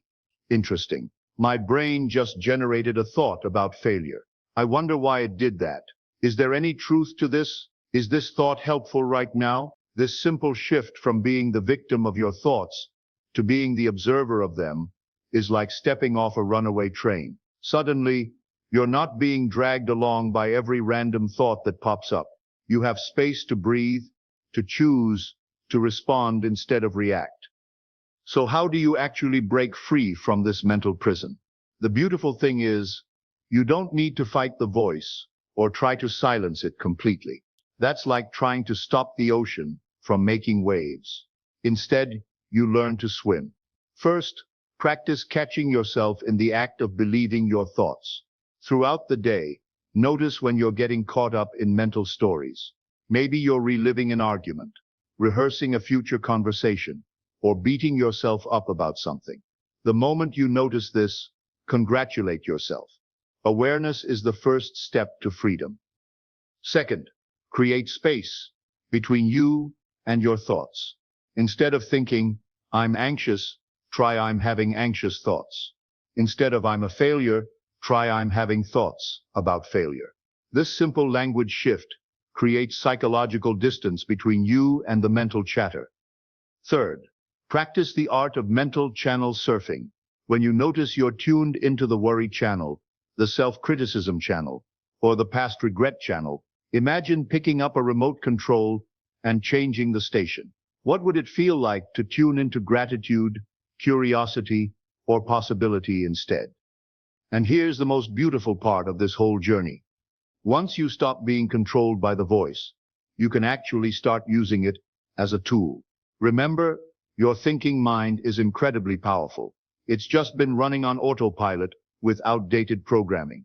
When you're no longer at the mercy of random thoughts, you can actually direct your mental energy toward what matters. You can consciously choose to think about solutions instead of problems, possibilities instead of limitations, growth instead of fear. The voice doesn't disappear.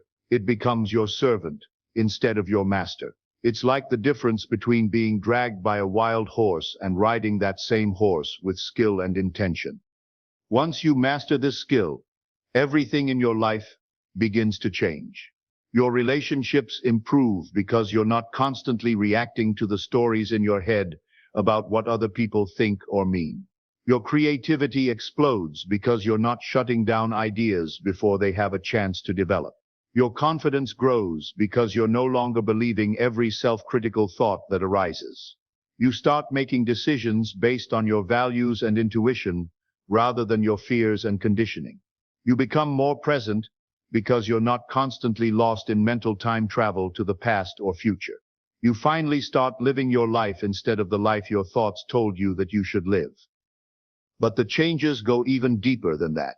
When you stop identifying with your thoughts, you begin to see other people differently too. You realize that they're not their thoughts either.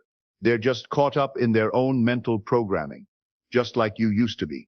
This naturally leads to more compassion and understanding. Instead of getting offended when someone is rude to you, you can see that they're probably just having a bad day and their thoughts are running wild.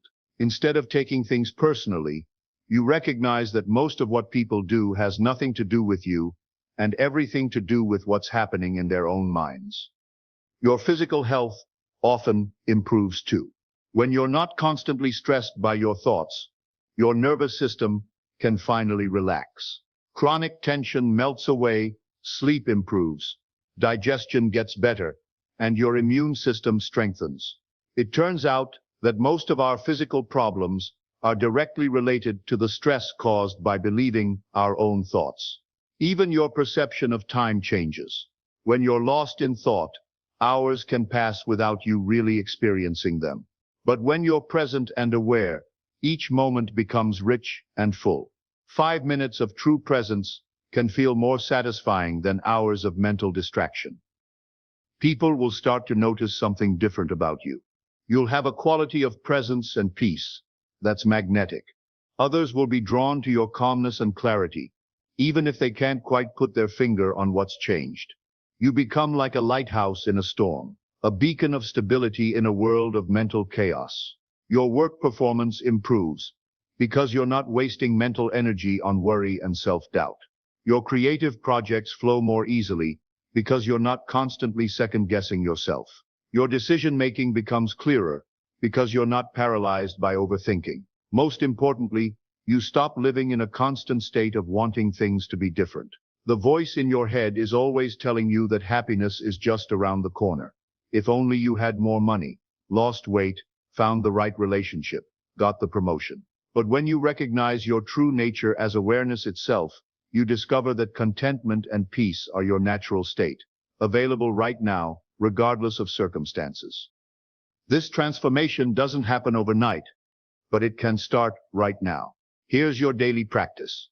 Spend just 5 minutes a day sitting quietly and watching your thoughts like you're watching clouds in the sky. Don't judge them. Don't try to change them. Just observe them. Notice how thoughts arise out of nowhere, exist for a moment, and then disappear. Notice how some thoughts try to hook your attention and drag you into stories. Notice how you can choose to follow them or simply let them pass by. Some days your mind will be like a clear blue sky with just a few wispy clouds. Other days it will be like a thunderstorm with dark clouds and lightning. Both are perfectly fine. Your job isn't to control the weather, it's to remember that you are the sky, not the clouds. But let's get more specific about this practice, because the details matter. Find a comfortable position where you won't be disturbed. Close your eyes or soften your gaze. Take 3 deep breaths to settle in. Then simply observe whatever arises in your awareness. Maybe you'll notice physical sensations, the feeling of your body against the chair, sounds in the environment, the temperature of the air. Maybe you'll notice emotions, perhaps some anxiety about doing this right, or boredom, or curiosity. Maybe you'll notice thoughts, plans for the day, judgments about the practice, random memories. Whatever arises, just notice it. You don't need to do anything with it. You're like a scientist observing phenomena in a laboratory. You're not trying to change what you observe.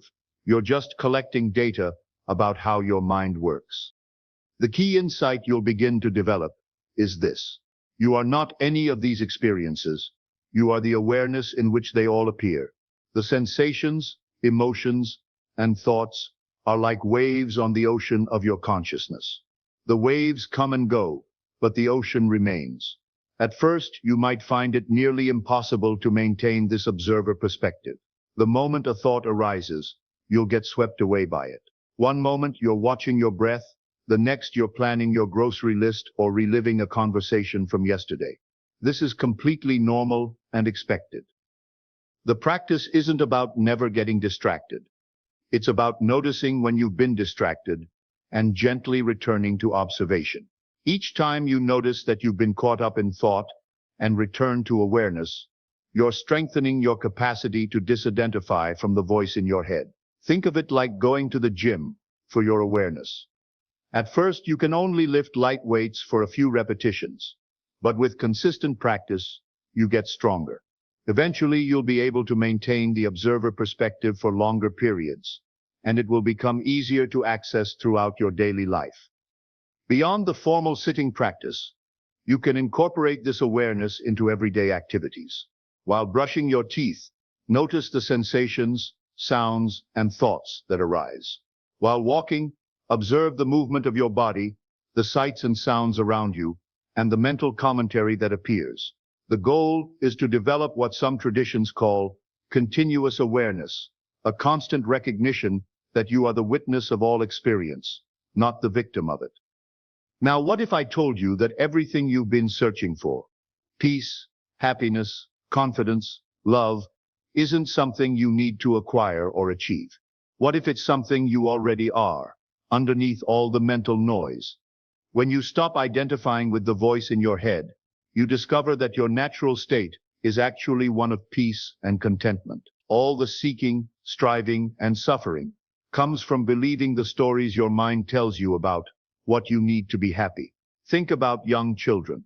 They can be completely absorbed in play, totally present and joyful, until an adult teaches them to worry about the future or regret the past. That natural state of presence and wonder is still there inside you, waiting to be rediscovered. And here's a deeper truth that might sound mystical, but is actually very practical. Consciousness is not produced by your brain. Your brain is an instrument of consciousness. Your awareness doesn't depend on your thoughts any more than the sky depends on the clouds that pass through it. This means that who you really are, this aware presence that can observe thoughts, emotions, and sensations, is much more vast and powerful than you've been taught to believe. You're not a biological robot running on automatic programming. Your conscious awareness having a human experience. Modern neuroscience is beginning to support what mystics have known for thousands of years. Consciousness appears to be fundamental to the universe, not just an emergent property of complex brains. Some cutting-edge scientists are proposing that awareness is like space itself, the field in which all experiences arise. Think about it this way. When you dream at night, your brain creates an entire world complete with people, places, conversations, and emotions. In the dream, you believe it's all real. But when you wake up, you realize it was all taking place in consciousness. What if waking life is similar? Not in the sense that it's not real, but in the sense that it's all appearing within the field of your awareness. This perspective completely revolutionizes how you see yourself and your problems. If you are the awareness in which all experiences arise, then no experience, no matter how difficult, can ultimately harm who you truly are. Pain arises in awareness, but awareness itself is never painful. Fear appears in consciousness, but consciousness itself is never afraid. This doesn't mean you become indifferent to life or stop caring about outcomes. Instead, you develop what could be called engaged detachment. You care deeply and act wisely, but you're not devastated when things don't go according to plan, because you know that your essential nature is untouched by any temporary experience. You begin to see that all human suffering comes from the mistaken belief that we are the temporary experiences arising in consciousness rather than consciousness itself. It's like a wave forgetting that it's made of water and thinking it's separate from the ocean.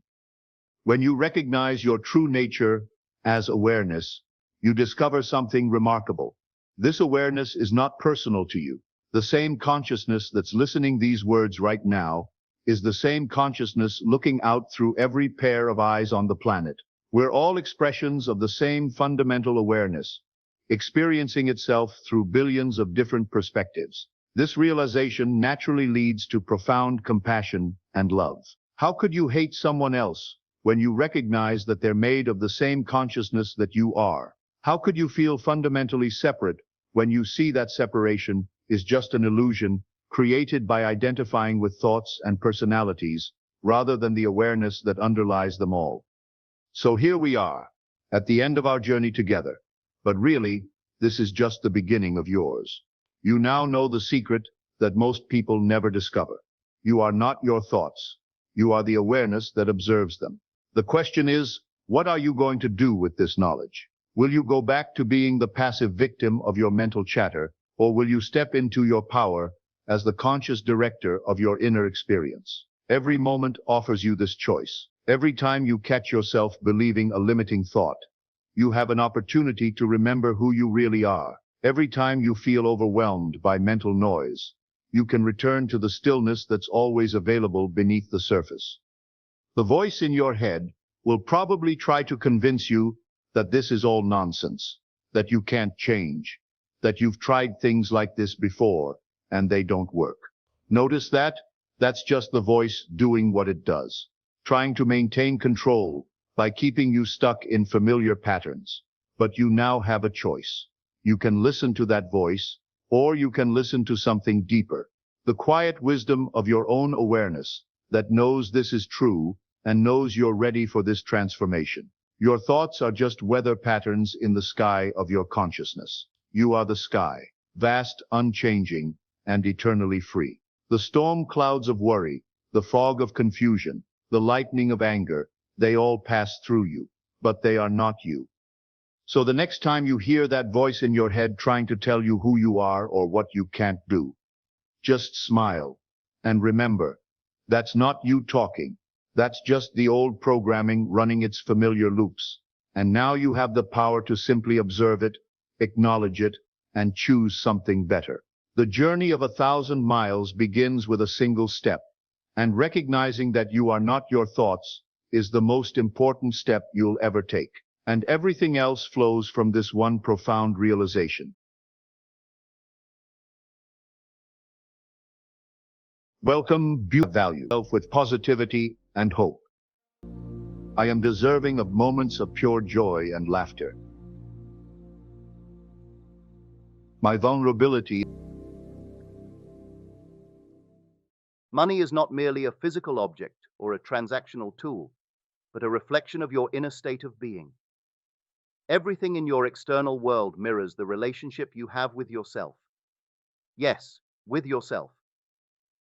You are not chasing paper or numbers, but your own sense of worthiness, safety, and alignment. Money flows or withholds itself in accordance with your subconscious feelings of deservingness, which are shaped by how deeply you love and approve of yourself.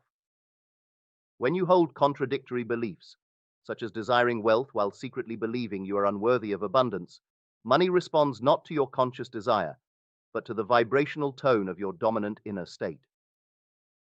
You may tell yourself you want financial freedom, but if underneath you harbor guilt, shame, or resentment towards yourself, money will reflect that confusion by remaining inconsistent or absent.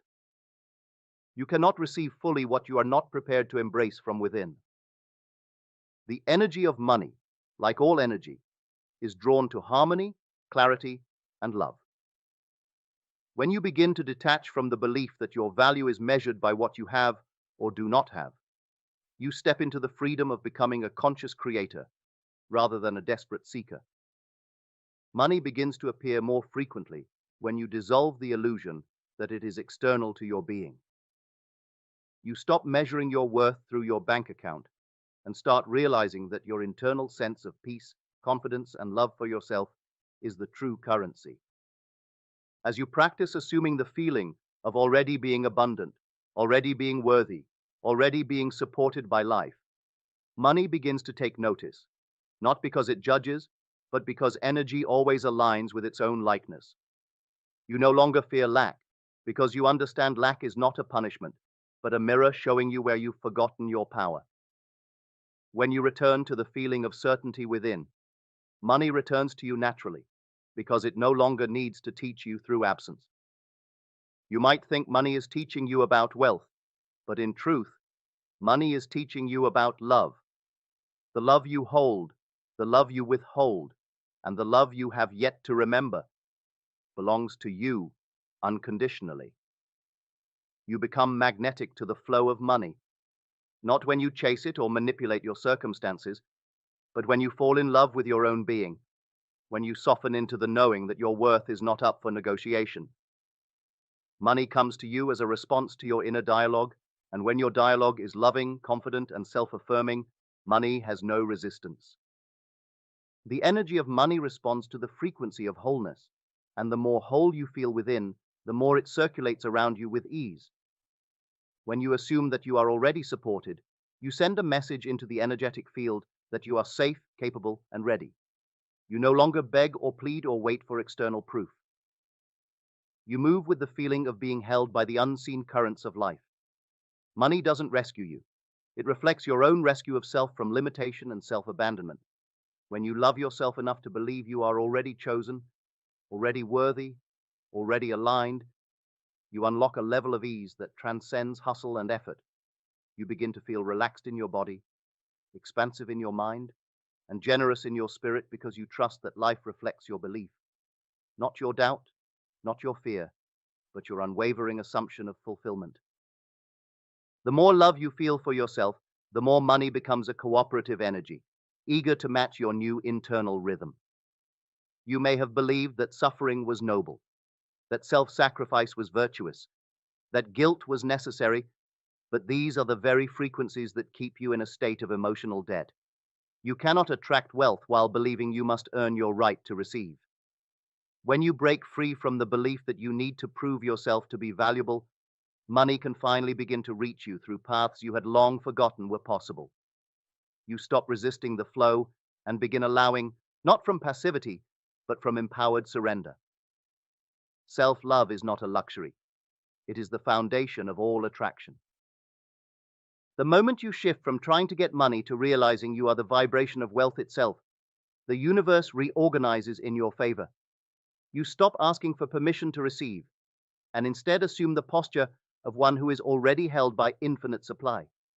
You become less attached to outcomes because you know that all outcomes originate from your inner certainty.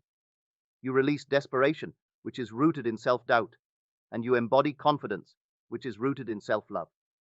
This change is not always loud, but it is always magnetic. Your external reality becomes softer, more cooperative, more harmonious, because you have returned to internal harmony. You no longer make money your source, but your mirror, and mirrors never lie. They reflect what you believe to be true about yourself. When you assume the feeling of already being fulfilled, you stop needing money to fill the void. And ironically, money flows more freely because it is no longer burdened with the task of proving your value. You love yourself enough to know that you are already whole. And from that wholeness, money becomes a joyful companion, not a savior. You move differently, speak differently, and show up to life with a quiet confidence that whispers to the universe, "I remember who I am." And the universe responds, not because it grants you a wish, but because it reflects your inner knowing without resistance or delay. Each time you choose to believe in your sufficiency, money aligns with that belief because it is a neutral responder to your energetic stance. Money is not teaching you how to become more valuable. It is showing you where you've forgotten that you already are. It challenges your self-perception not to punish, but to elevate. When you finally love yourself enough to no longer abandon your own needs, your own vision, your own joy, money responds as a faithful echo. You stop waiting for signs and become the sign. You stop seeking validation and become the source of it. And from this place, you find yourself not only attracting money, but holding it with grace, circulating it with love, and multiplying it with ease. Because now you are aligned, not just with money, but with your truest self. You can no longer be manipulated by fear when you remember that you are not chasing abundance. You are returning to it. The illusion of lack was never real. It was only the absence of self-recognition. When you love yourself, you recognize that what you desire is simply an extension of your own being. Money is not a prize at the end of the journey. It is a companion on the path of remembering. When you walk in the energy of already being enough, already being chosen, already being rich in spirit, money doesn't have to fix anything. It simply reflects everything. You see that love and money are the same frequency: receptivity, openness, alignment. And when you are open to love, you are open to wealth because they are one. Every time you catch yourself believing that money is the cause of your happiness or the answer to your struggles, you remind yourself that it is merely a symbol of the inner harmony or discord you carry. You release the illusion of separation and come home to the truth that you are the creator, not the victim of your financial reality. And with this realization, you step into the power to change it, not by force, but by love. As you live from the feeling of already having, already being, already knowing, your relationship with money transforms from one of dependence to one of collaboration. You are no longer begging the world to see your worth. You are standing in it. Money follows the feeling of certainty, and certainty is the natural outcome of love. When you love yourself, you no longer fear the unknown because you know who you are in the midst of it.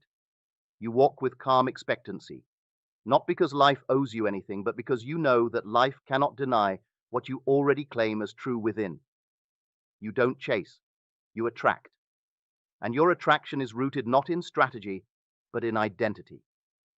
When you begin to embody the version of yourself who no longer negotiates their worth, based on temporary conditions. You become the anchor for lasting abundance. You do not need to convince money to stay because you are no longer vibrating from the fear of loss or rejection. You recognize that love, not control, is the gateway through which wealth enters and remains. And when you treat yourself with kindness, with inner reverence, with the dignity of someone who truly belongs, money becomes an extension of that belonging. It shows up not to prove anything, but to reflect what is already settled within you. This is not about pretending, but about persisting in a state of inner knowing, even when the outer hasn't caught up, because you know now that the outer always bows to the inner. You are not asking the world to bring you proof. You are being the proof, living from the felt sense of completion. The more deeply you commit to the belief that you are inherently supported, the more you will see life rearranged to support you. This commitment is not made in the mind alone. It is felt in your body, in your emotions, in the spaces where you used to carry tension and now carry peace. Money doesn't come to the version of you who is waiting to feel safe. It comes to the version of you who feels safe now, not because of the digits in your account, but because of the love in your heart. When you stop seeking money as the permission slip to love yourself and start loving yourself as the origin point of wealth, you no longer hold your power hostage to external results. You become steady in your vibration, no longer reactive to delays because you understand the truth. Nothing is being withheld. What appears as delay is only the time it takes for your new state to stabilize and materialize. You trust the process because you trust yourself. You start to see how every past struggle with money was really a lesson in self-worth disguised as financial limitation. Each no you experienced was asking you to say yes to yourself more fully. Each time you feared running out, the invitation was to remember the infinite supply within you. And now you see that you were never blocked. You were becoming conscious. The blocks were beliefs, and you hold the power to dissolve them by loving the parts of you that once felt unworthy of release. You don't need to fix or force or figure everything out. You need only return to the truth that you are whole right now. And in that wholeness, you allow the natural flow of abundance to resume. There is no effort in being who you already are, only willingness to remember it. The more you rest in your true identity, the more money flows without resistance because it is no longer being asked to solve your identity crisis. You are no longer dependent on outcomes to feel good. And in this detachment, paradoxically, outcomes shift in your favor. You stop performing and start aligning. You stop proving and start allowing. And in this space of relaxed power, you become undeniably magnetic, not because you are doing more, but because you are being more of who you truly are. Money flows, not because you chase it, but because you've stopped running from yourself. And in the end, you realize that loving yourself was never separate from receiving. It was always the foundation of it. And that's it for the day. Thank you for watching. Please feel free to share your thoughts and insights in the comment section. If you enjoyed this video, please hit the like button and subscribe to the channel if you haven't done it already. Have an amazing day, and I'll see you in the next video.